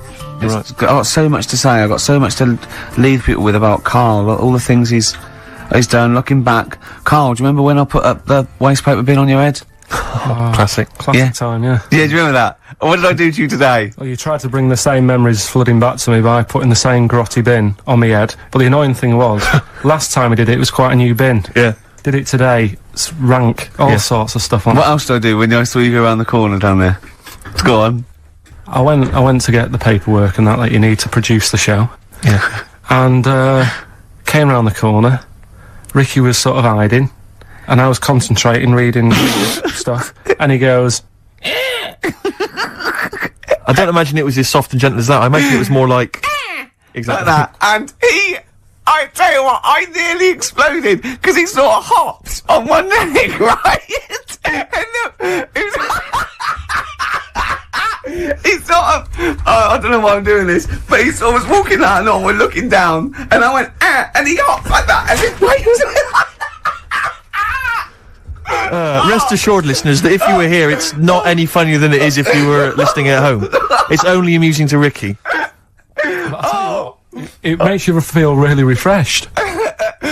He was going on and having a heart attack like that, and I was nearly having a heart attack laughing, and he went, I feel good now. He said, I can see why people skydive. He said that would be good for people that were ill. Oh, Karl. Did make me feel... How am I gonna live without Karl for 14 weeks? Oh, you'll find other people to irritate. Oh dear. Okay, so right, well, we got it was final entry in Room 101, but we've also had so many emails and letters about this competition. People trying to bribe you with things. They've been great. Can you read a few of them all? Absolutely, yeah. Well, obviously, this is people are trying to win this bag that we got signed at the BAFTAs. We got Graham Norton, Angus Dayton, Alan Davis, Jamie Theakston, Paul Whitehouse, Baxendale, Helen, Steve Filmich and McFadden, Peter Davison, Simon Pegg, Steve Wright, all different people signing the big bag. Do you know what I think though? I don't think people want that. I think they want to contribute to Karl's existence. Well, this is I really genuinely think that Karl was sort of you've you know, you've only been there. How long have we been doing this now with you? Sort of like, you know, in the area. 3 months? Yes. I think you've touched people's lives, Karl. I don't think I've ever met. Well, I haven't met you, but I think your soul comes across as like a cross between. I'd put it. It's like a cross between a cat And Rain Man.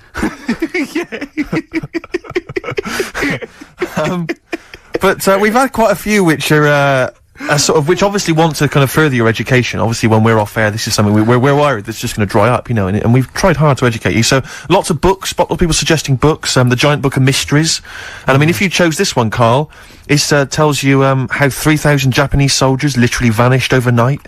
Real life accounts of vampires. The man who planned his own crucifixion. The famous Ghostbuster, Harry Price. And lots of things about spontaneous combustion. Is this the one about the woman with the hairball? That's not got the woman with the hairball in there.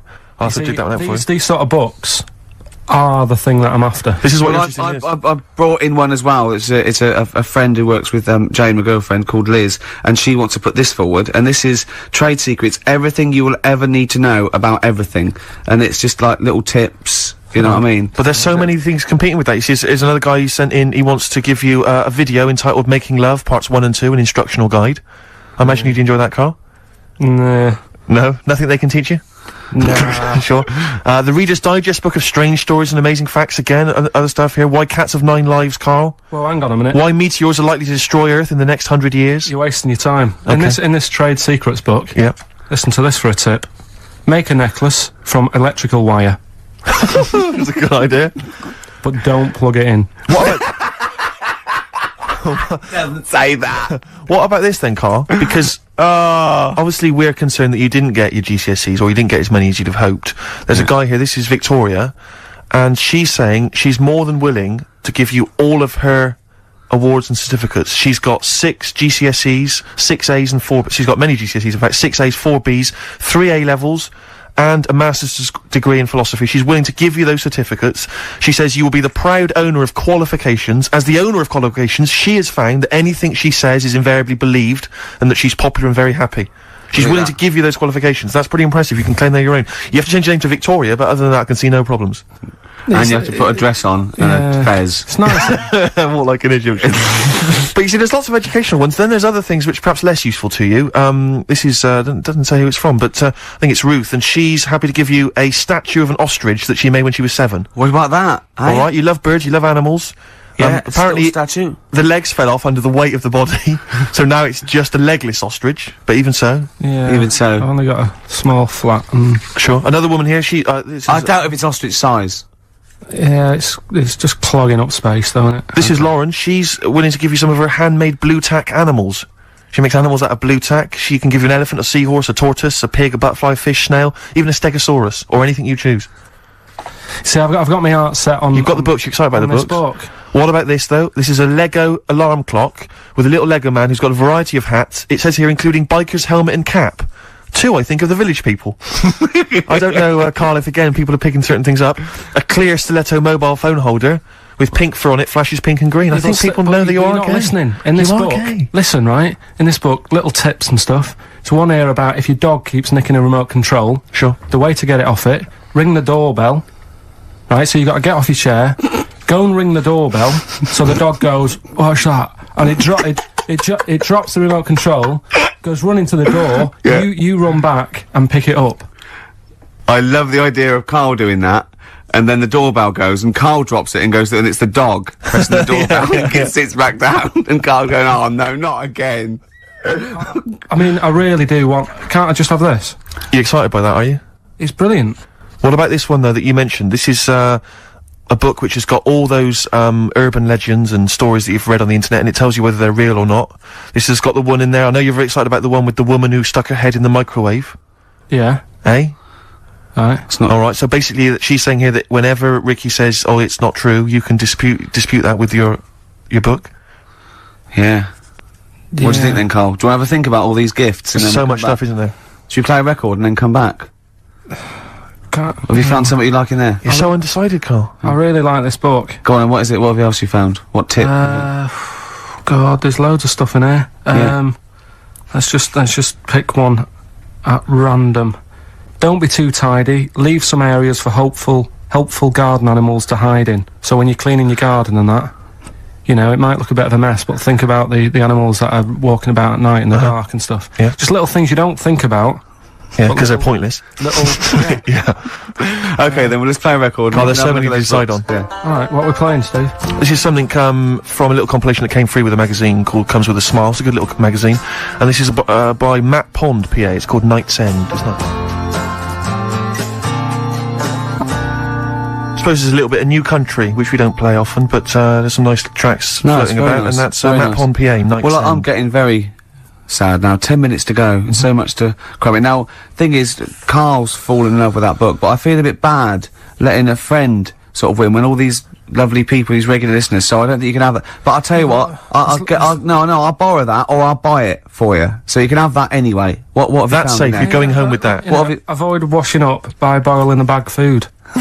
See, I could see why you'd love that. Exactly. Is there anything else? What other things have you caught your eye, though? Put that book down. Yeah, go on.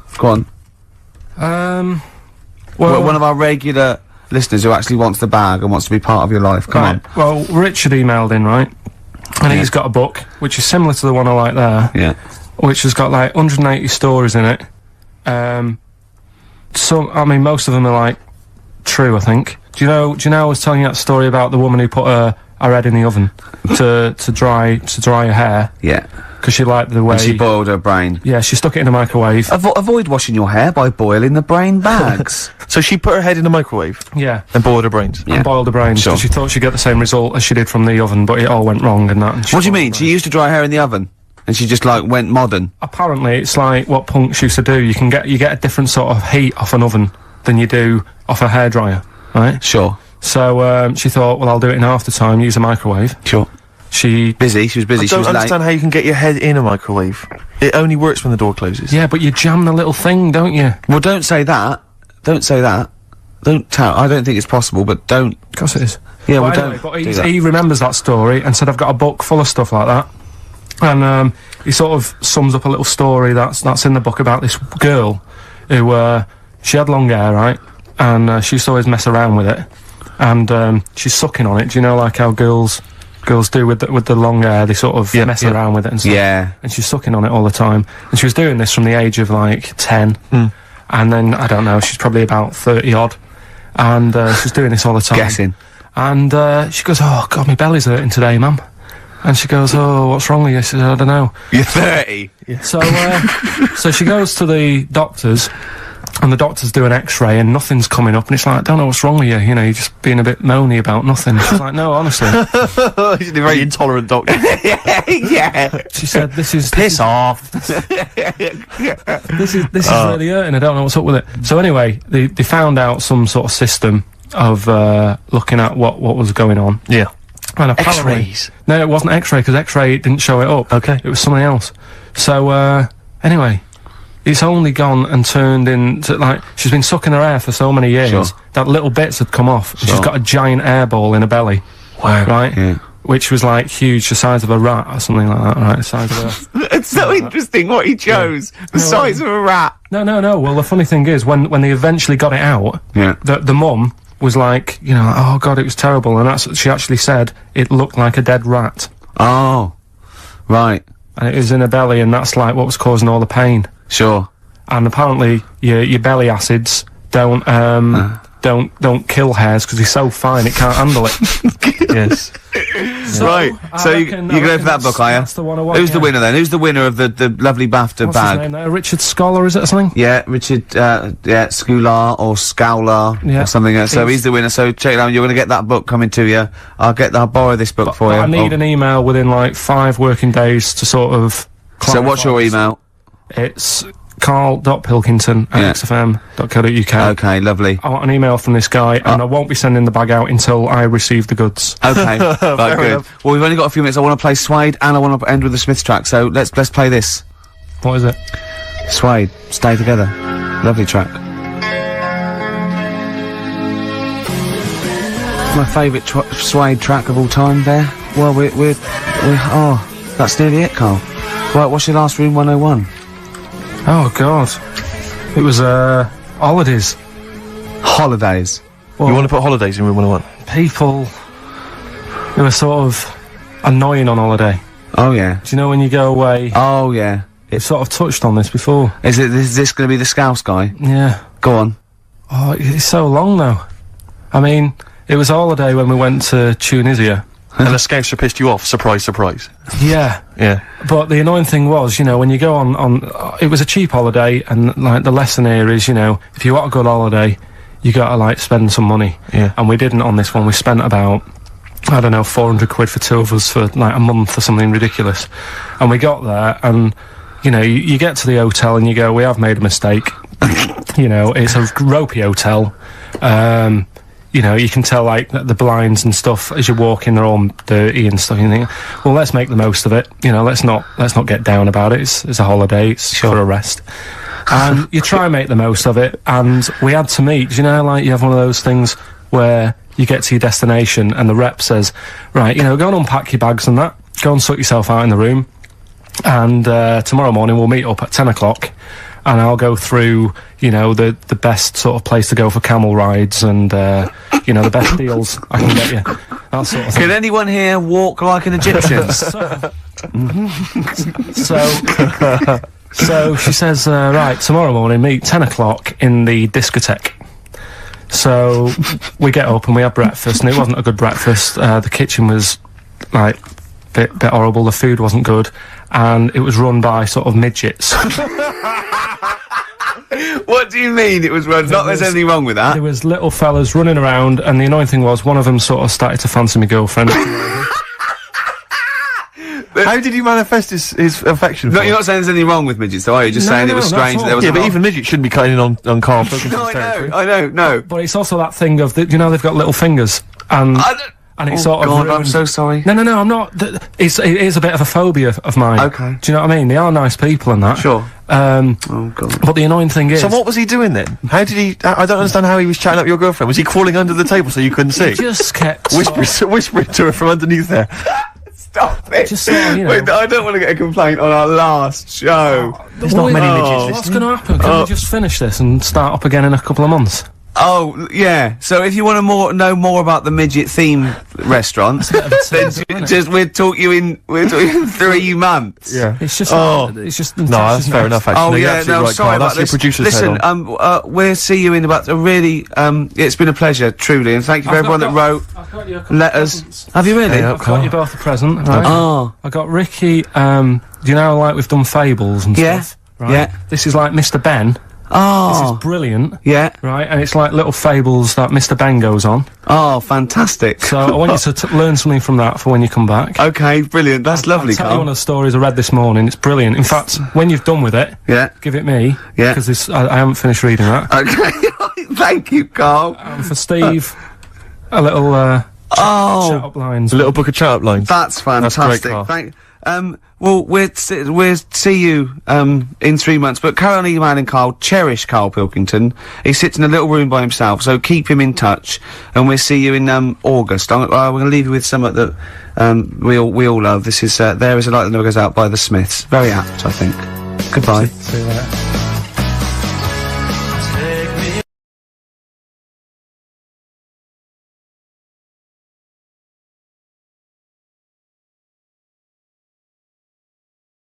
XFM 104.9, Gervais, Merchant, Pilkington.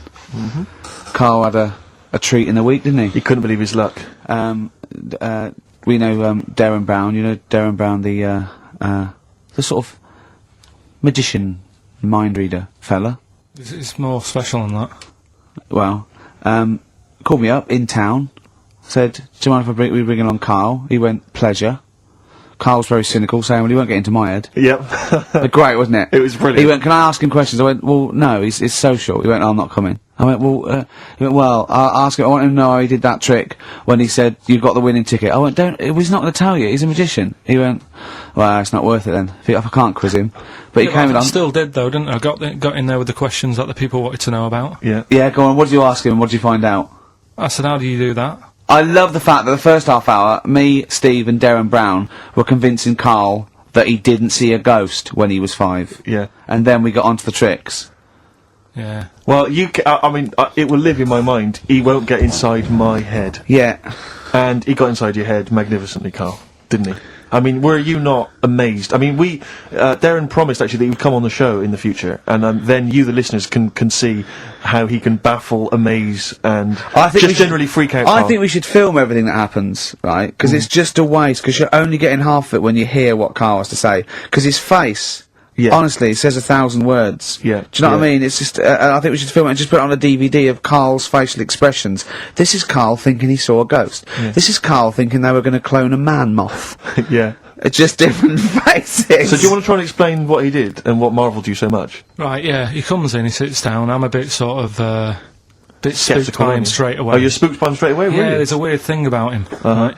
So anyway, he sat there, and I'm watching him, It's because he was naked.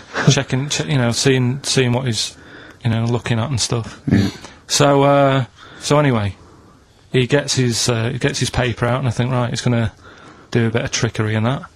And he says to me, "Right, write down a number and a name," right? It was between... A two-digit number, a two-digit number, and a name of anyone you know. Yeah, right. Now, the thing is, I thought of the name because I was telling Steve earlier about the kid at school who I fell out with, right? Yeah. Over that girl who was called Aris, Yeah. right? So that name was, like, in my mind, ready to Yeah. go. Because I didn't want to use anybody's name who I knew, No. sort of, now, because Sure. maybe you've mentioned it in the past. Do you know what I mean? I couldn't say Suzanne. I knew couldn't say Colin my dad. Makin anyway. Yeah, well, do you know what I mean? Auntie So Nora. I picked a name, yeah. Well, I thought you might have been thinking about Auntie Nora. So I picked this name, right, that you three didn't really know about, Yeah. right? Number just came to mind, right? So he 42, says, right, we were never thinking of that. 42, right? He said, right, just keep saying it over and over in your head. And I'm there, and he's saying all these sort of different numbers at me, and I'm trying to throw him off a little bit. Every time he said a number that was nothing like 42, I was sort of smiling, looking a bit nervous. Yeah. Don't know if you caught that, right? All I could see was you looking sort of blank.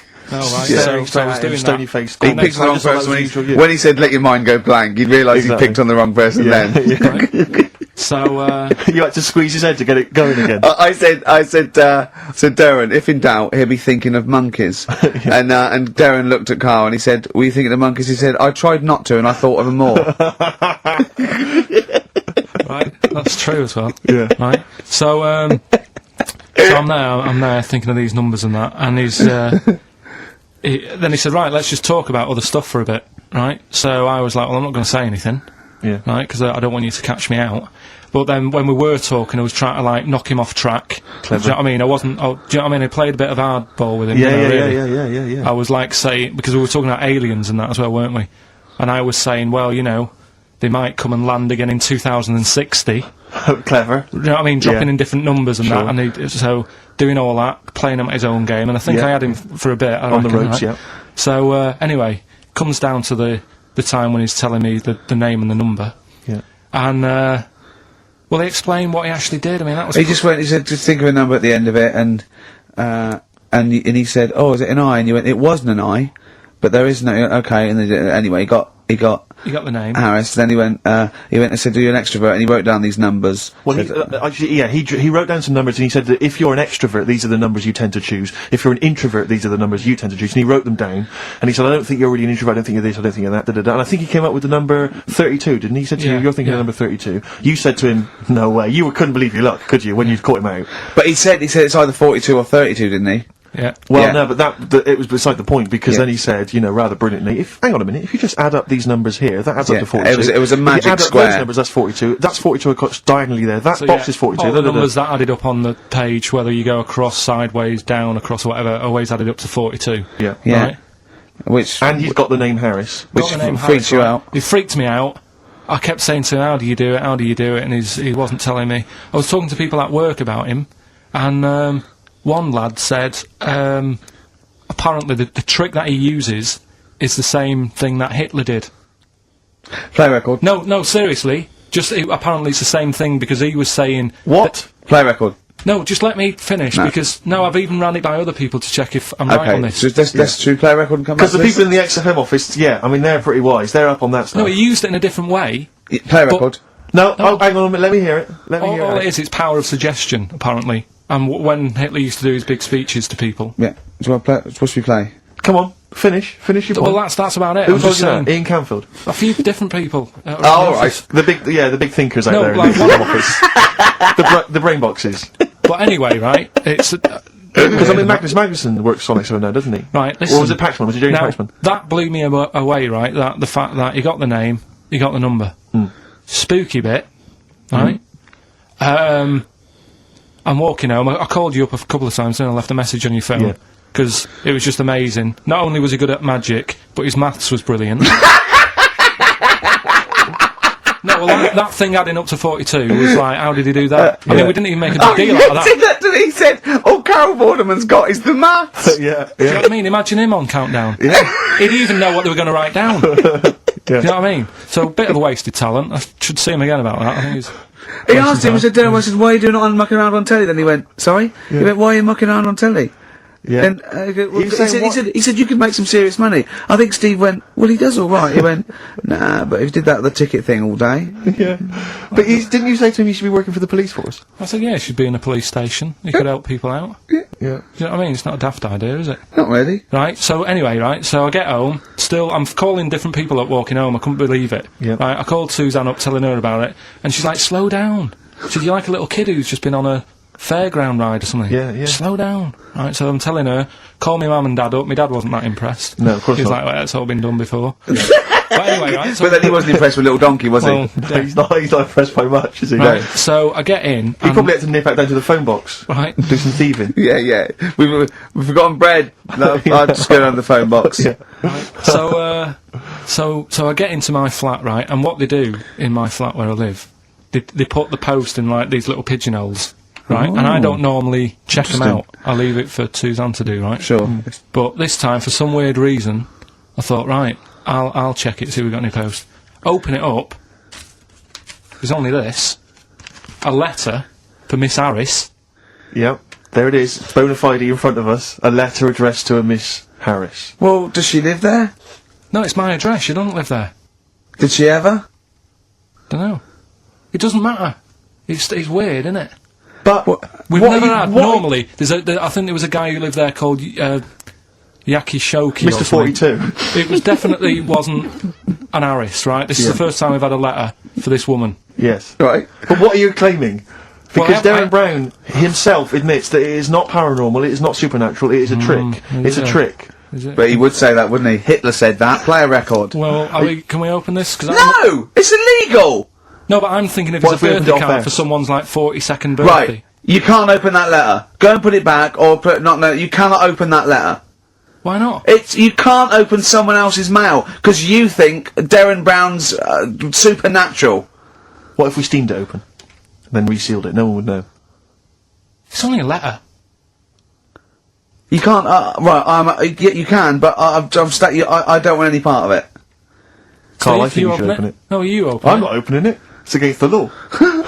You should open it, Right, though. we won't open it then. They won't send you to prison. Forget it. You'll get off. Cure. Yeah. Bit of cure. There's no it's cure, really no. approaching. I'm looking. What? 6 Different Ways by The Cure from the album The Head on the Door. We've enjoyed that. The head on the door, Carl. Ooh, bit of a coincidence. spooky, isn't it? It was only 4 weeks ago you were talking about a head and a door. Exactly. Has the door got a number on it? 42. Oh dear. So we're not opening it. No. Well, I can't open it because as the producer, right? Oh yeah, because your standing in society is such that they'd make a real example of you. Yeah. That a producer of a tin pot radio show once a week. Yeah, he should know better. He can press buttons and talk at the same time. Send him down.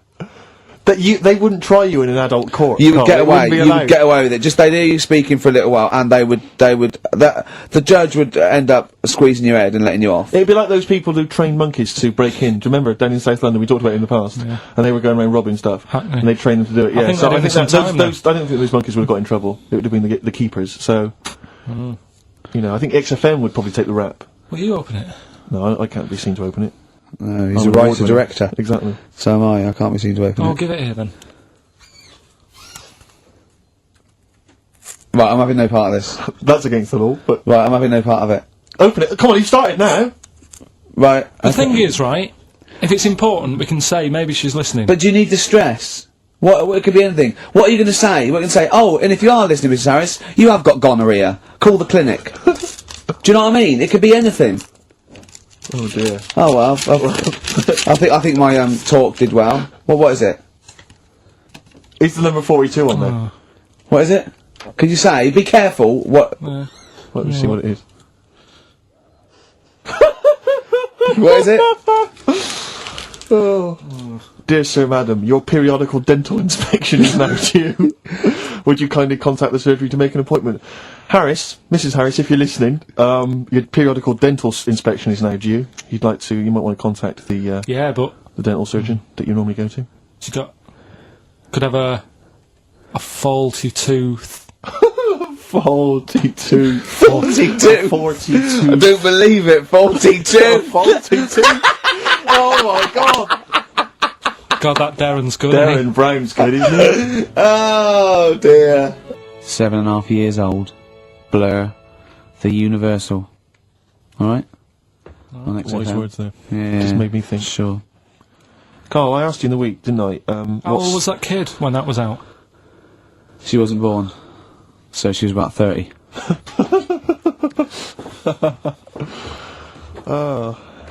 Well, I think that's the first time we've officially broken the law on air.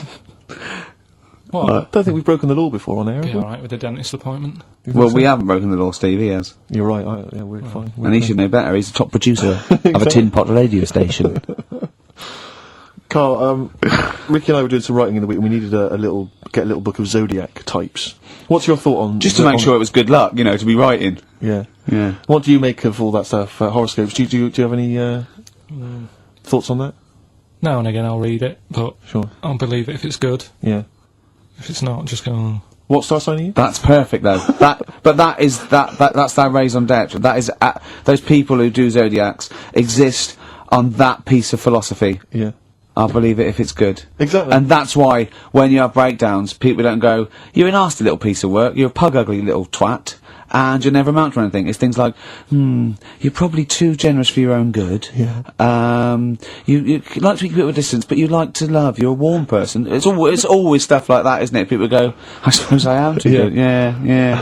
That is me all over. Yeah. Do you know what I mean? You're a creative person. Yeah. Who thinks they're not a creative person? Exactly. You've got a wonderful sense of humour. Exactly. Yeah.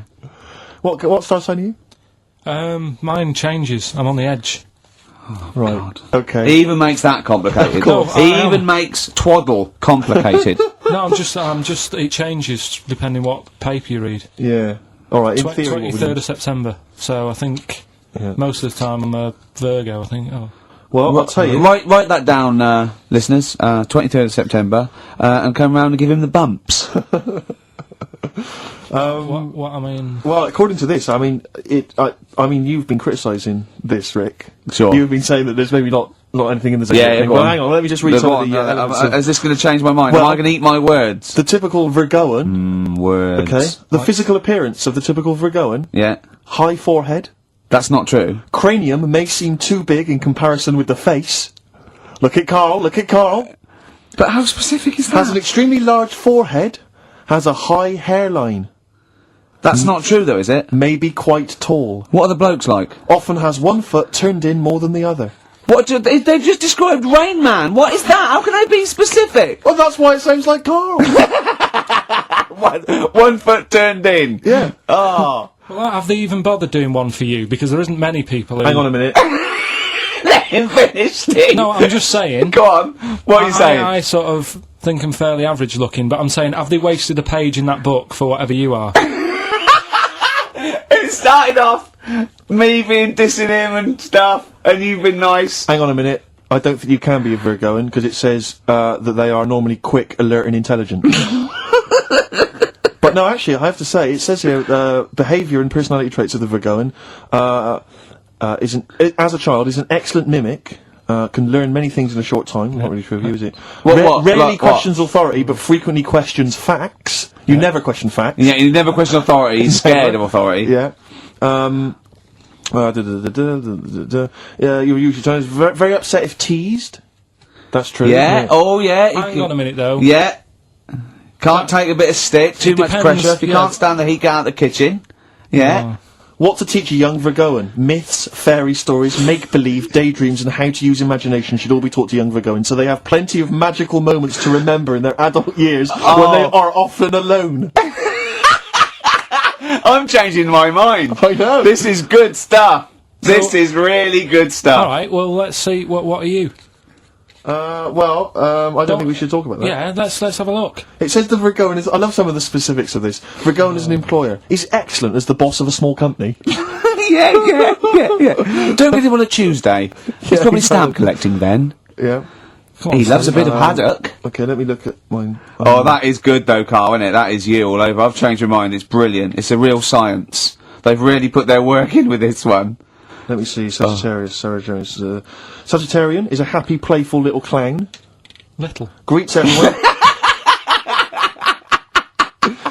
Oh dear. Yeah. Let me see. Sagittarius at home. He's only going to read the good bits though, isn't he? Yeah, exactly. If that says, what can it say? Have they done yours in sort of small print because you've got special eyes? I don't know what that insult is, Carl. What kind of insult is that? Well, you know. He's happy with that. Look at his face. He's done me. Oh, dear. Stop crying your heart out on XFM 104.9. No need to. It's monkey news. So there's the time. Time for monkey news. Can we have the jingle? Oh, chimpanzee, that monkey news. I love the jingle.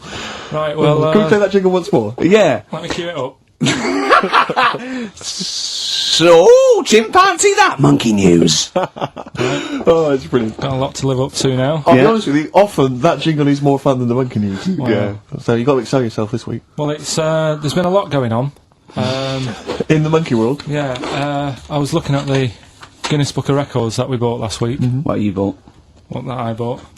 Is it still wet? I was cleaning the tea off it. I was having a little read through, and there was some monkey stuff in there. There was This isn't the actual story. I'm just telling you Yeah. what it's like looking up monkey news all week. It's like behind the scenes. It's like the making of Monkey News, which is actually available on DVD. Exactly. It's 12 minutes unseen footage, just the making of Monkey News, which is my favourite bit in a way. If you enjoy Monkey News, see how it happens. See, from conception to. It's all put together. Yeah, go on. Yeah. What's a typical Monkey News day? Well, there was some stuff about a monkey in the Guinness Book of Records. I think it had the record for asking for a cup of coffee in 23 different ways.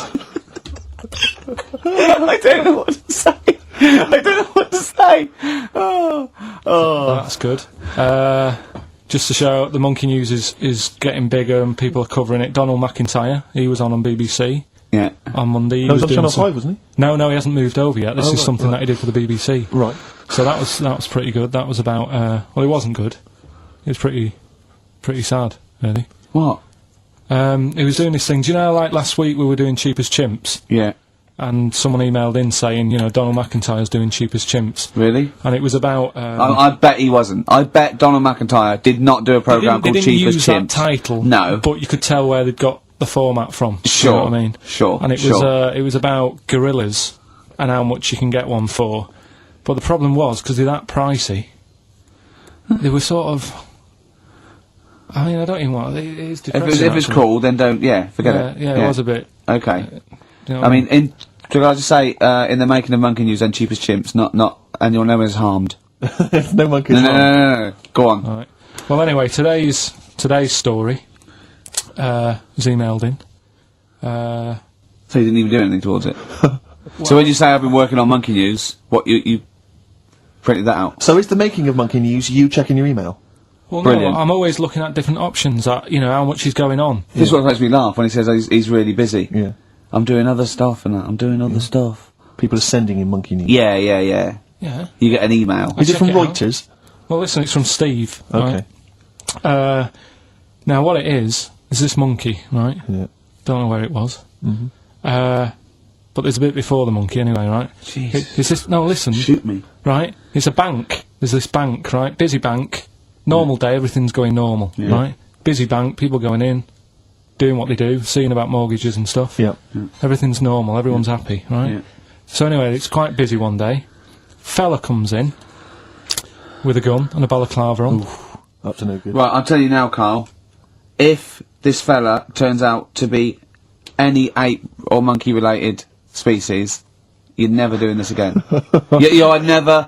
So just if you want to finish it, it's at your own risk. But if this fella who robbed the bank turns out to be a chimpanzee, that's the end of Monkey News. All right. Okay, let's hear the end. It's a lovely day in a lovely bank. Everyone's happy. Everything's normal. The man comes in the balaclava. Man comes in. Is it a man? Starts waving a gun around. Shut up, Rick. Let him finish the story. Starts waving a gun around. Yeah. Right. Up to no good. So everyone's thinking, oh God, wish I didn't come in here. It's not going to be a good day. How tall is the man? Shut up. Let's hear it. Everything, oh God, and he's telling everyone to get down on the floor. Yep. In Everyone's what? In thinking- English? In English? Yeah. In Think English. so? Yeah. So everyone's panicking, everyone's getting on the floor thinking this is it, it's all over. Yeah. Just when you think, It couldn't it's all get bad any worse. news, Yeah. it's all bad news. Doors swing open. Little monkey wanders in. God, it's worse. Shut up, Rick. Little monkey wanders in, right? The robber's like, what's going on here? He's telling it to get down on the floor. I don't think it was taking any notice. No, right? it was just busy asking for coffee. It runs in. I don't know if it was kind of withdrawal or deposit or whatever. It wanders in, right? Goes up to the robber. Where did it come from? Shut up. Will you let him finish the story and then ask questions? That's okay. only fair. Okay. Wanders in. Runs up to the fella with the gun. Takes the gun and the bag of money off him. Everyone's like, yay, we've been saved. Then the monkey starts backing out with the gun and the money. Shut up. Don't sit down and I'm not having this. And Here's the end of the story. It does a runner with the money and the gun. No one's seen it since. You are an idiot. I mean, you have said some stupid things in your time. What are you talking about? It's a story that happened. No!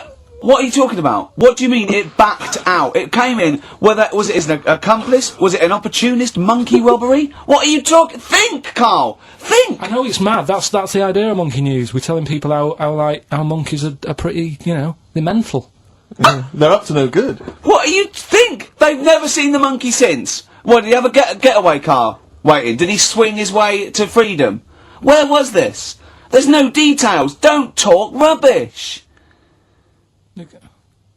Well, Steve emailed it in. He's got it off the net, and the funny thing is, Can I the see funny it? Have thing you got is, the information there? yeah, the funny thing is, it wasn't just him who sent it. I had that a couple of times, so a few people obviously read the story and said, you know, that'll be good for Monkey News.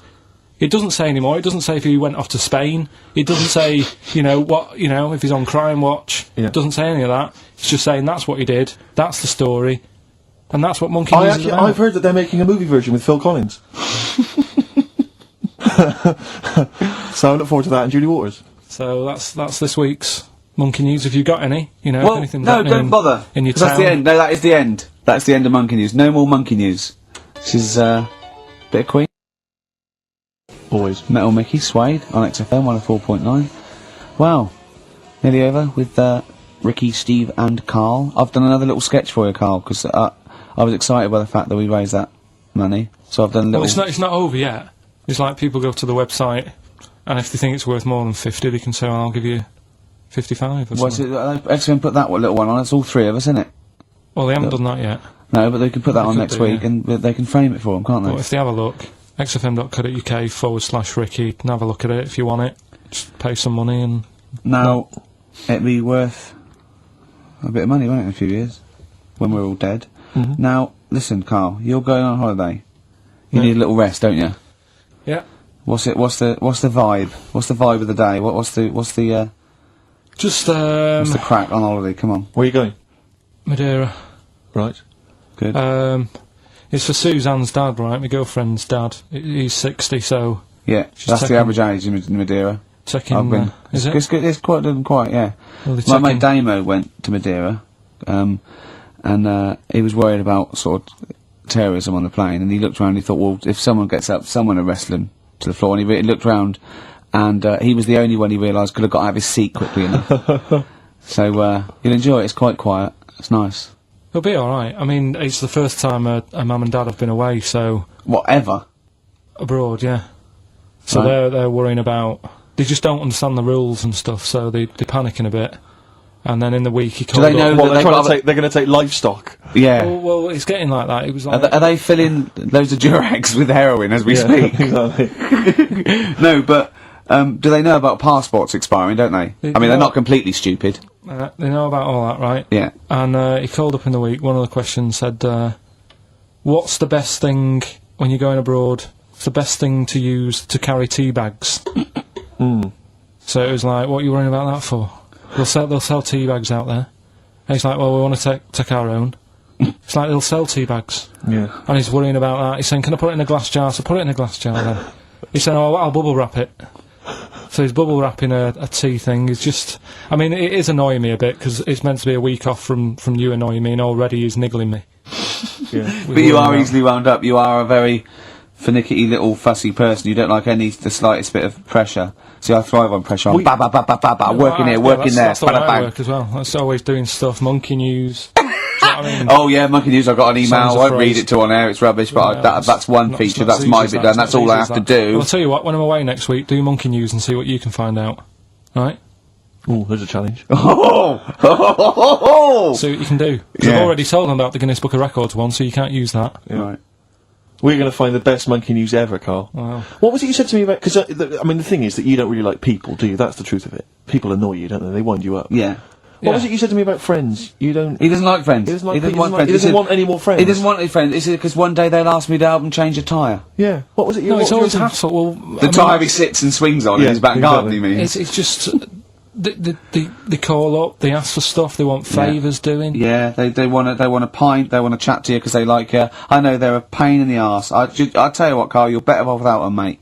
Although to be fair, Rick, friends like you, Yeah, you're not judging them on me, are you? You're not judging all You know not possible all friends friends on are me. like him. Just they do sort of, you know. some friends will never touch you. around the head Oh, or I nether want to see you regions. for a week, am I?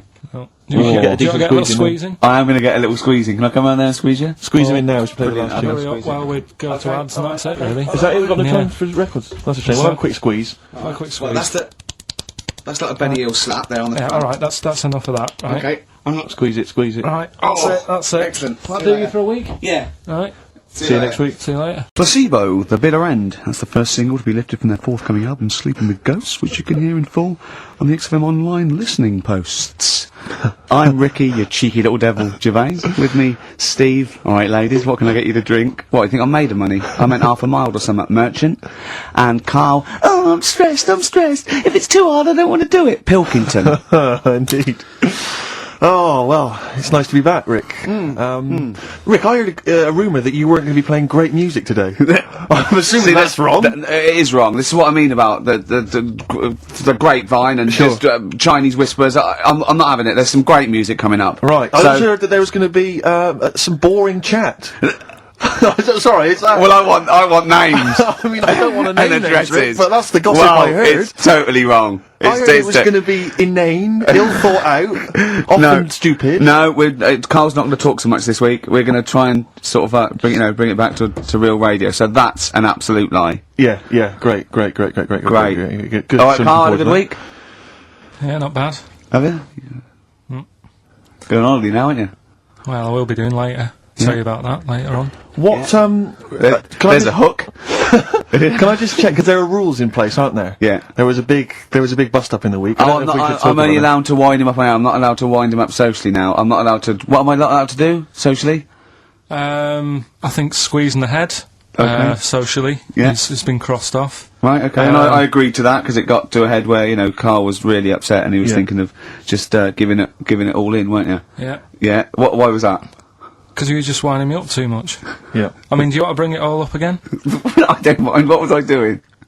It was just... I mean, I should say now that there was a conversation where we were all sort of really walking on eggshells. It was frosty. It was a conference call, and Carl was on one end, and I'll tell you, I was very much a media. I was very much a UN mediator. What do you think of My hands that, were Carl? tied. It was difficult to sort of keep it serious when I'm saying stuff like, I'm sick of you putting a Burger King bag on my head. Do you know what I mean? Yeah. There's a part of me that's like, I can't believe we're doing this. But What I like about it is that I'm laughing and going, well, I won't do that anymore. And he's going, you can still do it on air. And like today, I came in, I went to squeeze it. He went at 1 o'clock. I love those rules. Yeah. I love those rules. Well, between the hours of 1 and 3 on a Saturday, you can squeeze his hair. You can put a Burger King But I bag on can't his... wait. It's terrible. Oh But dear. that all started last week as well, really, because I got in a bit earlier to do an edit for you on some track that had swearing in it, right? So I get in early, he comes in, first thing he does is go to sort of squeeze me head. And my reaction was, not now, do it later. As if it's alright to do it later. So that's kind of what made me think this isn't normal. We should just point out, when we say squeezing your head, what exactly does that mean? I put my hand on the front. I do 2 experiments, right? One is the side, because you can crush an egg sideways, so I think that's more dangerous. Right. And I actually put my elbows out, and I press like a vice, and I really go for it until it really hurts. And the front one it shouldn't hurt so much, if my experiment's right. I don't know. Well, it was all this that sort of, built up. Sure. And the research that you're doing there, Rick, is that going to be available online at some point? Well, that was the problem. That's what I was saying to him, because it kind of started last week. Well, it's been going on since we've known you. hasn't it, really? Yeah, but I just upped it last week. It got out of hand a bit. I upped it to when I think it got to ahead on Thursday when I filmed it. That was it, yeah. That's right, yeah. I brought in a cameraman to film me torturing him, and there was some people from the 6th floor being shown round. Yeah, some management and that, showing probably clients round, sort of, they've probably been on all the different floors, saying what all the different radio They've seen stations Dr. do. Fox. This is XFM, the sort of this sort of noise going on. Yeah. You see them all look down and saying, don't do that, right? Sure. They might want to spend a load of money. Yeah. And he's doing that, he's wrestling with me, he's filming it. So that's when I just thought, Mad, isn't it? and then when we were having the argument on the phone, I was saying, has this been some sort of experiment? Yeah. He did, he said that, and of course I lost it. Yeah. But, it's all good now, Well, do isn't you it? want to squeeze his head before we play the next I record? won't at the moment because we've got to get on. It's not right, and that annoyed me as well. Because I was trying to find out where he was going. I was filming him. I was going on waiting for Carl. Told Johnny he's meeting a mate at 6, which annoys me on 2 counts. And I'm just doing it to the camera. So I'm gonna follow him and just turn up and go. All right, where you been? But then when I came and he went, I'm meeting a mate, and he told me where it was. So I told him that spoils my fun. Of course. Because you'd want it to just track him down. I don't want him to like it. Yeah. Which is it's sort of pulled the rug under my carpet now that he's going to let me do you know what I mean? It's just, it's a little bit annoying. It's that thing though, you see. This happened years ago to me, right? When, you get pally with someone, and then you wind each other up, and then there comes a time when you just go over the line. Yeah. Right? What happened? Well, it was this lad called Anthony, right, who was my mate. Yeah. And we used to sort of always have a little fight in the toilet and that. Right? Sure. Punch each other. No, I want to wipe it. And the punches, used to get harder. Yeah. And stuff. And then, so he hit me harder. Turned out into a proper fight. Yeah. I chipped his tooth on the sink. Right? Right. This happened at school, and it was time for assembly, and I thought, and he's in the toilet crying. I thought, go to assembly. There's police in there, in the assembly that day, telling people about unnecessary violence. And you thought they were there for you? So I'm like, oh no, Anthony's going to come in a minute, like crying with all blood coming from his mouth. I'm going to get arrested. Yeah. Yeah. Did you go running and sleep? That was an example of... Yeah.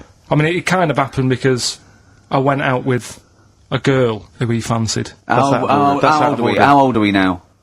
About 8 or 9. I think that's out of order, going out with a mate's girl. Yeah, but she didn't like him. He had, like, big ears and that.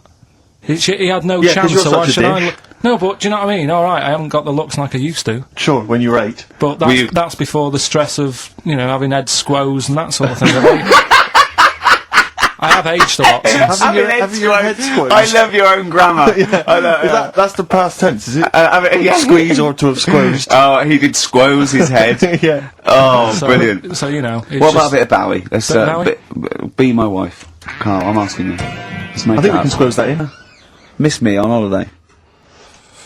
No. Really? No. What? He's joking, I assume, Steve. Well, I don't know. Can you tell? I can't tell whether he's serious or not. What do you mean, no? No, definitely not.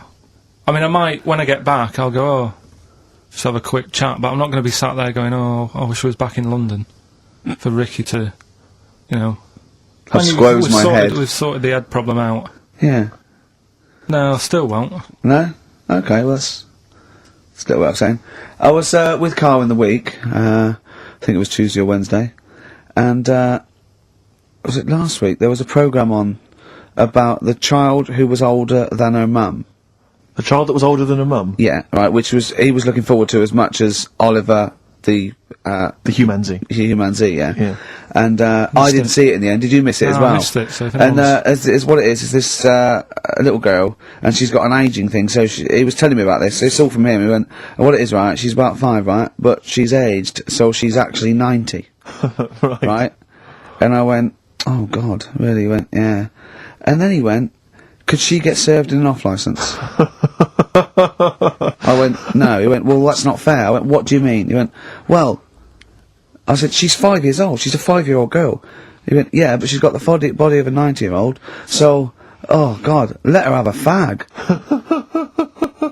Wouldn't you let her have one if she... If she asked. Yeah. If you worked in an off licence and she wandered in, right, and, So she's 2'6". well, I don't know, because I haven't seen it. I don't know that much about it. Yeah, she's a 5-year-old. She's 2'6". It's just an ageing process, which is a degeneration of the cells, like what ageing is. It doesn't mean she grew into a 90-year-old woman with a scarf No, exactly. going around the streets. What did you imagine it looked like? I don't know. I mean, she's ageing fast, yeah? Yes, but it's more to do. It's not. Yes, yeah.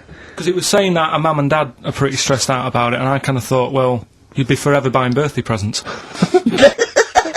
It's not like she's morphing through various ages. Like, my God, look, she's 58 today. 59, we can't keep up. Well, how's it It's work? not that. It's not like she's go- it has the same effect as aging on the body. So at a cellular level, there's a degeneration as quick as if she'd gone through I don't know. I got this from you. I'm guessing, Carl. It's not like she's watching Top of the Pops one week and she's loving it, then the next week she's going, I can't understand what they're saying. Yeah. She's not like music It's all in my bland day. dance. I remember. I remember when I was 4.5. They were Yeah. real bands. Now, that S Club 7 were excellent. Yeah. But what's this tripe? S Club. But if she wants a fag, She's 5 years old, Carl. but she's got to experience everything in a short spell of time. Do you know what I mean? You've got time to sort of. I think you're thinking of her life like that Fatboy Slim video, where it starts off as something crawling out of the sea and then it evolves really quickly over 3 minutes. I don't think that's not the case, Carl. Her mind isn't. She isn't aging in her mind at the same time. No, she's not living a whole life in 3 weeks. It's just her body is degenerating quicker than it should. So Does that make if you sense? worked in odd bins, you wouldn't serve her with a bottle of wine. No, I probably wouldn't. Well, Unless she had some ID, which would That's a probably bit cruel, be fake. isn't it? I said, well, on that, on top of all her other problems, he wouldn't even give her a glass of. Yeah, a bottle of wine. and her ID wouldn't look right because she's aging all the time. The photo would never match. Yeah. Look at my hair there. That was last week. Well, it was 2002. Exactly. Well, we don't know enough about it, so. No, I haven't seen it, so yeah, maybe we should apologise because that could sound callous and cruel because I don't know what the whole It was just the the title. vibe of the I was know the it was the title that It was excited something you. like, I'm older than my mum. No, it's the child that's older than her mother. Well, Yeah. so that was weird. There was some good stuff on in the week. You Talk missed that, about though, later. didn't you? You didn't watch that. Didn't see that. Saw, Maybe someone have it on video for you. yeah, if you taped it and you send it in. Watch it on fast forward, she'd really age then.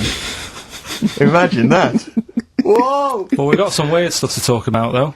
What? Coming up later. What? Derren Brown. Oh yeah. That was interesting. I know the fact that we've just talked about him asking me nicely not to squeeze his head when people are around, and a girl who ages so quickly she should be served in odd bins, and he goes, but we've got some weird stuff coming up. That's Carl's world. Yeah. That's our song, innit, Carl? Leave all this misery behind, innit? Turing breaks. Painkiller. That's what I could do. I could sort of give you a little local anaesthetic and squeeze your head and see how far it would go before... We'll start that when I get back off holiday. Oh dear. Rick, I was watching music television this morning just before I came out. I love it, I love it. I kind of agree with Wyclef Jean. Yeah. That just because she dances loco, it don't make her a hoe, no. No. But I can't help but feel she's not helping her case. I mean, she's there every night, basically, getting them know. out for the lads. I know. For money. Yeah. I mean, I don't mean that she's a hoe or a whore, No, as we no, say, no. but I can't help but think if you think people are slagging you off, calling you a whore, get a different job. Because I'll tell you this, you like the money. Yeah. She likes the easy money. I'll say this. If, basically exposing and, sort of, wobbling round, your minge tits and arse doesn't make you a hoe, what does? I don't know what does. Look at Carl's head, just went down there, just went down. He doesn't like this sort of filth, do you? He's thinking about Maxine. That's Who's Maxine? That's her name. Put on your red shoes, Maxine. Oh, is it? Yeah. It's a moving song. What's the horse about at the end? Horse, I've never understood that. Never understood that. Is Wyclef doing alright? Is he? I'm always a bit concerned about the Fugees, because I heard that Lauryn Hill's her new album's apparently not very good. Nas, or whatever his name is, I don't know what's happened to him. He's disappeared off the face of the earth. I've got a soft spot for him all. I think he Yeah. popped up too much. I think it was a bit ubiquitous, jumping up when everyone's... he's a funny bloke as well. Wyclef. He's a a lovely good guy. man. He's a good guy. Good luck to all the So, Fugees. if they're good luck to all the lads from the Fugees. listening. Any other bands you're concerned about? Hepburn, what the hell? What has gone wrong with Hepburn? Oh, it does make me worry. It does make me worry. Well, do you want to do some, give some stuff away? I suppose so, Carl. We could, yeah. Yeah, set it up, set What it do you rolling. think? What is it? Which of your many competitions is this? Songs of phrase. Talking of competitions, I remember last week there was a big argument that Carl kicked Steve off the team because he was getting a little bit uppity and trying to take it over. Pub quiz. Isn't it? Pub quiz, yeah, but then you let him back in, didn't you? Well, he was alright. He came to me afterwards and said, you're not going to kick me off, are you? And I Yeah. said, well, yeah. He came back sort of, I suppose, begging. He sort of, was it embarrassing or? Well, no, it's just, he He learned his lesson. He realised he's overstepped the mark, like you have this week. Yeah. Do you know what I mean? We've all learnt a lesson. Yeah, we all learned a lesson. But I won the quiz, didn't I? And you didn't. Well, that doesn't matter. No, The thing is, we but I did won all well. the money, didn't I? Please I won bear all in the mind money. it's taking part that counts, Rick. Yeah, sure. I wasn't winding you up in the quiz, though, was I? And all your team was older. Yeah. Well, what's that got to do with it? I've learned You've more. got a collective age, your team, of about 300. No, one of them is only one of them's actually 5, but she's just aged a lot. I think when I took the 11 plus, we were all around the same age. That's what I mean, right? Your team was a lot older. What was our average age, would you say? Average age probably 30. Right. Yours at least 41. No, Definitely. no. Definitely. Only 2 of us were 40, and 3 were about 30. No, rubbish. Yeah, Who's 30?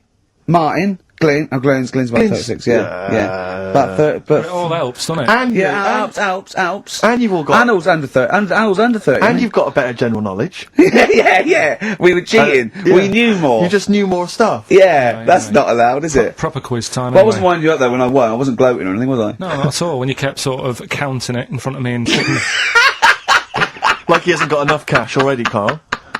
how much was it? How much was the prize? I can't say. It'd be gauche. Right.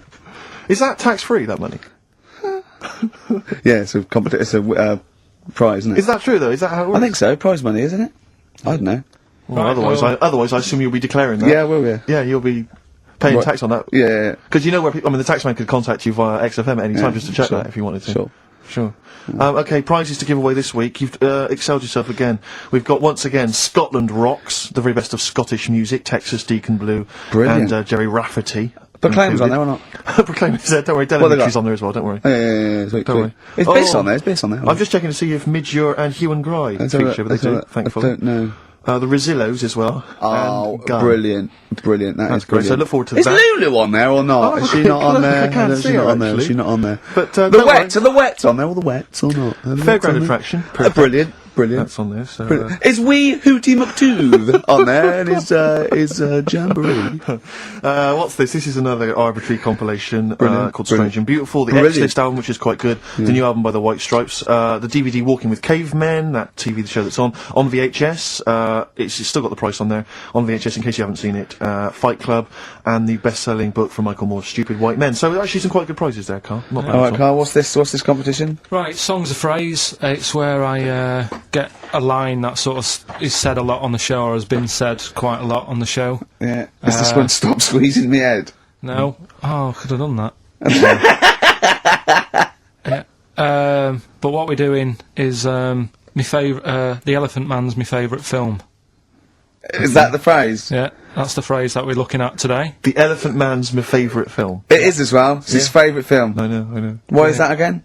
Because it's funny and sad, and it's you know exactly what you're going to get. Yeah, they promise you an Elephant Man, that's exactly what you get. Yeah. It's good. Have you seen it, Steve? I have seen it. It is yeah. good, isn't it? Yeah. Do Do you remember at the beginning of the Elephant Think Man? of that, having that as your favourite film of know. all the hundreds of amazing films. I mean, I mean, I mean, just it's a think- good film and it's Yeah. a moving film. Yeah. But I can't imagine it's a film I would watch endlessly again I and don't again. care about a bloke with an elephant's I head. watched a little bit of it again the other night. It's one of them that, you know, just sort of reminds you. You know what annoys me when he goes, "I am not an animal." He is. Well, I mean, he speaks like one. And what doesn't And help, he's got And he looks funny. like one. You know, yeah. but it was a bit unfair because they never let him look in a mirror because he's a bit odd looking. It upset him. Yeah. So his hair was always a mess. And that made him look worse than he actually was. Yeah.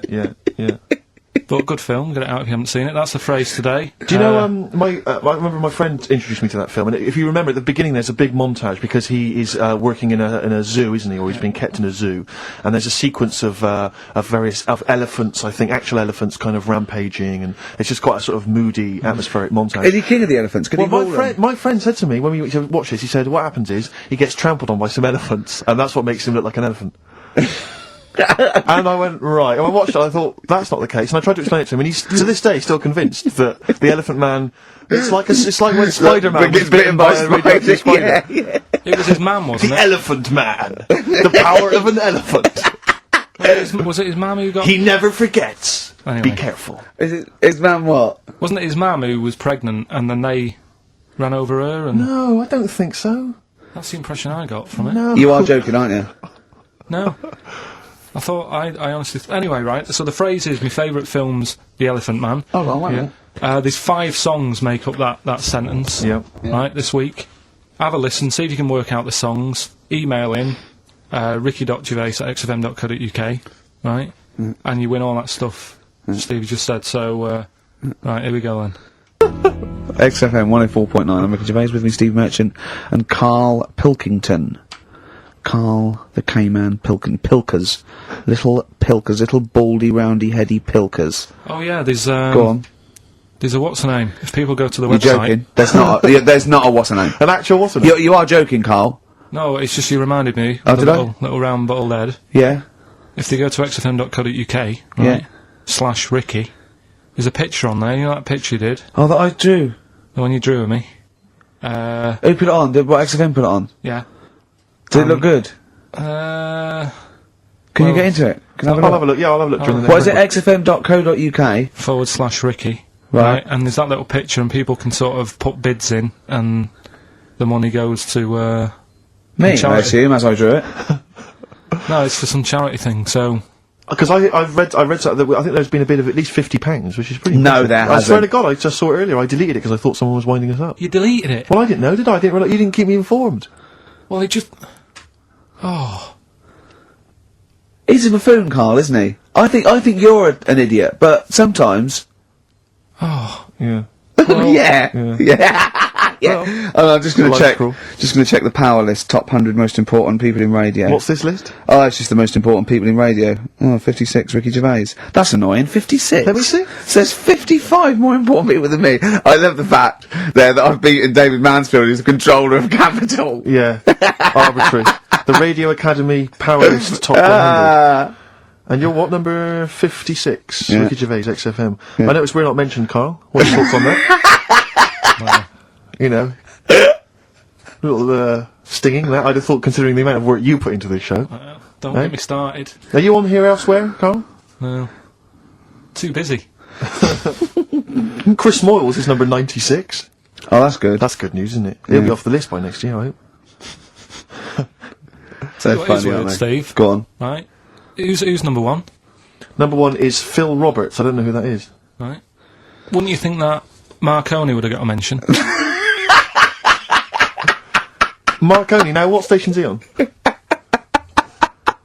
Weird, That's the point, because I got one in television and you thought John Logie Baird would have got a mention. Yeah, exactly. That's great, although it's not ever, is it? Again, I'll slip out of that by next year, I'd have thought. Yeah. Oh dear. Just checking to see, oh yeah, Dr. Fox, good, he's on there at number 39. I'm assuming his medical qualifications have also put him in the list. That sneaks him up the list, yeah. Yeah. Typical. Pete Waterman, yeah, number 35, that makes sense. Important guy. Can we just give them the website so they can read this at their leisure, because this really isn't radio, is it?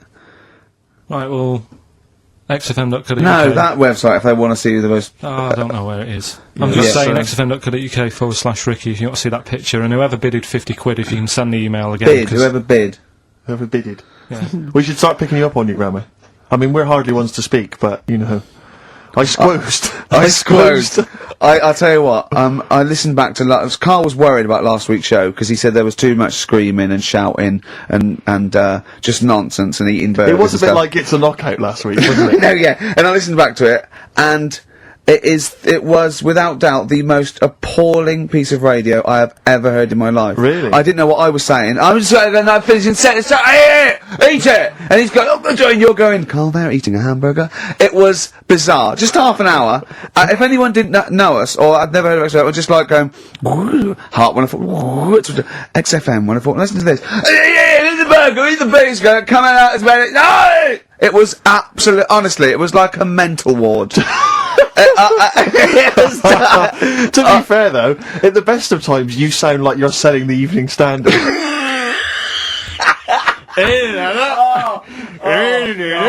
Oh God! Oh, we should have the worst bits available, shouldn't we? Just the worst bits of broadcasting ever. So where I didn't finish a sentence, or it was just shouting, or a record. I mean, there were swear word slips out, and just put them all on a CD.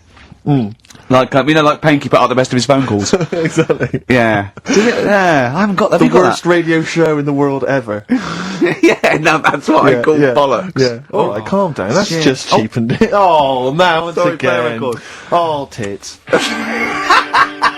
Good to see those boys still rocking. That's AC/DC. Shook me all night long. On XFM 104.9, I'm Ricky Gervais, with me Steve Merchant and Karl Pilkington. Have we got the results of the quiz, Karl? Or? Yeah, I'll just play it one more time. It was Songs of Phrase. Is this the last time we're doing this? Oh, I thought so. I thought it worked better this week because it was actually doable. Yeah. I think that makes a difference, Carl. We haven't done Carl's an idiot yet. Carl, you're an idiot, have we? Oh, well, that's a reason to keep it. Maybe we can end with that one when you come back. Right, well, the 5 songs that made up this little thing here was Mystery's Beautiful Blues, Eels, Innocent Man, Billy Joel, My Favourite Waste of Time, Owen Paul, Brilliant. Bohemian Rhapsody, Queen, Girls on Film, Duran Duran. It sounded like this. There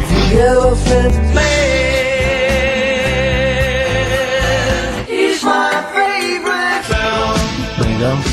The Elephant Man is my favourite film. Hang on, was Bohemian Rhapsody in there? Yeah. It's Oh, right, yeah. Well, we're going to give that to Piley. He just calls himself Piley. Ian Pyle. Good work, Piley. What's happened to Anders? Well, I was just going to say, actually, we've not had correspondence from Richard Dickie Anders for some time. The Dickmeister Yeah. General I with know. his naughty, insulting ways. Yeah, Anderson used to email regularly. if you were Anders, listening. get on your computer! Get in touch, mate. What Just do tell you us think of the show. Oh, hold on though, to be fair, he was listening when we were pretty shoddy. Isn't that If true? he's listened to the last 3 weeks, I think we're owed a little apology from you, Dickster. Exactly. Absolutely. Listen, Piley, we want to send you all those goodies, including Scottish rock, but we don't have your address, so email in your address and we can send it off to you. Alright? Yeah. More adverts? Yeah. Boy,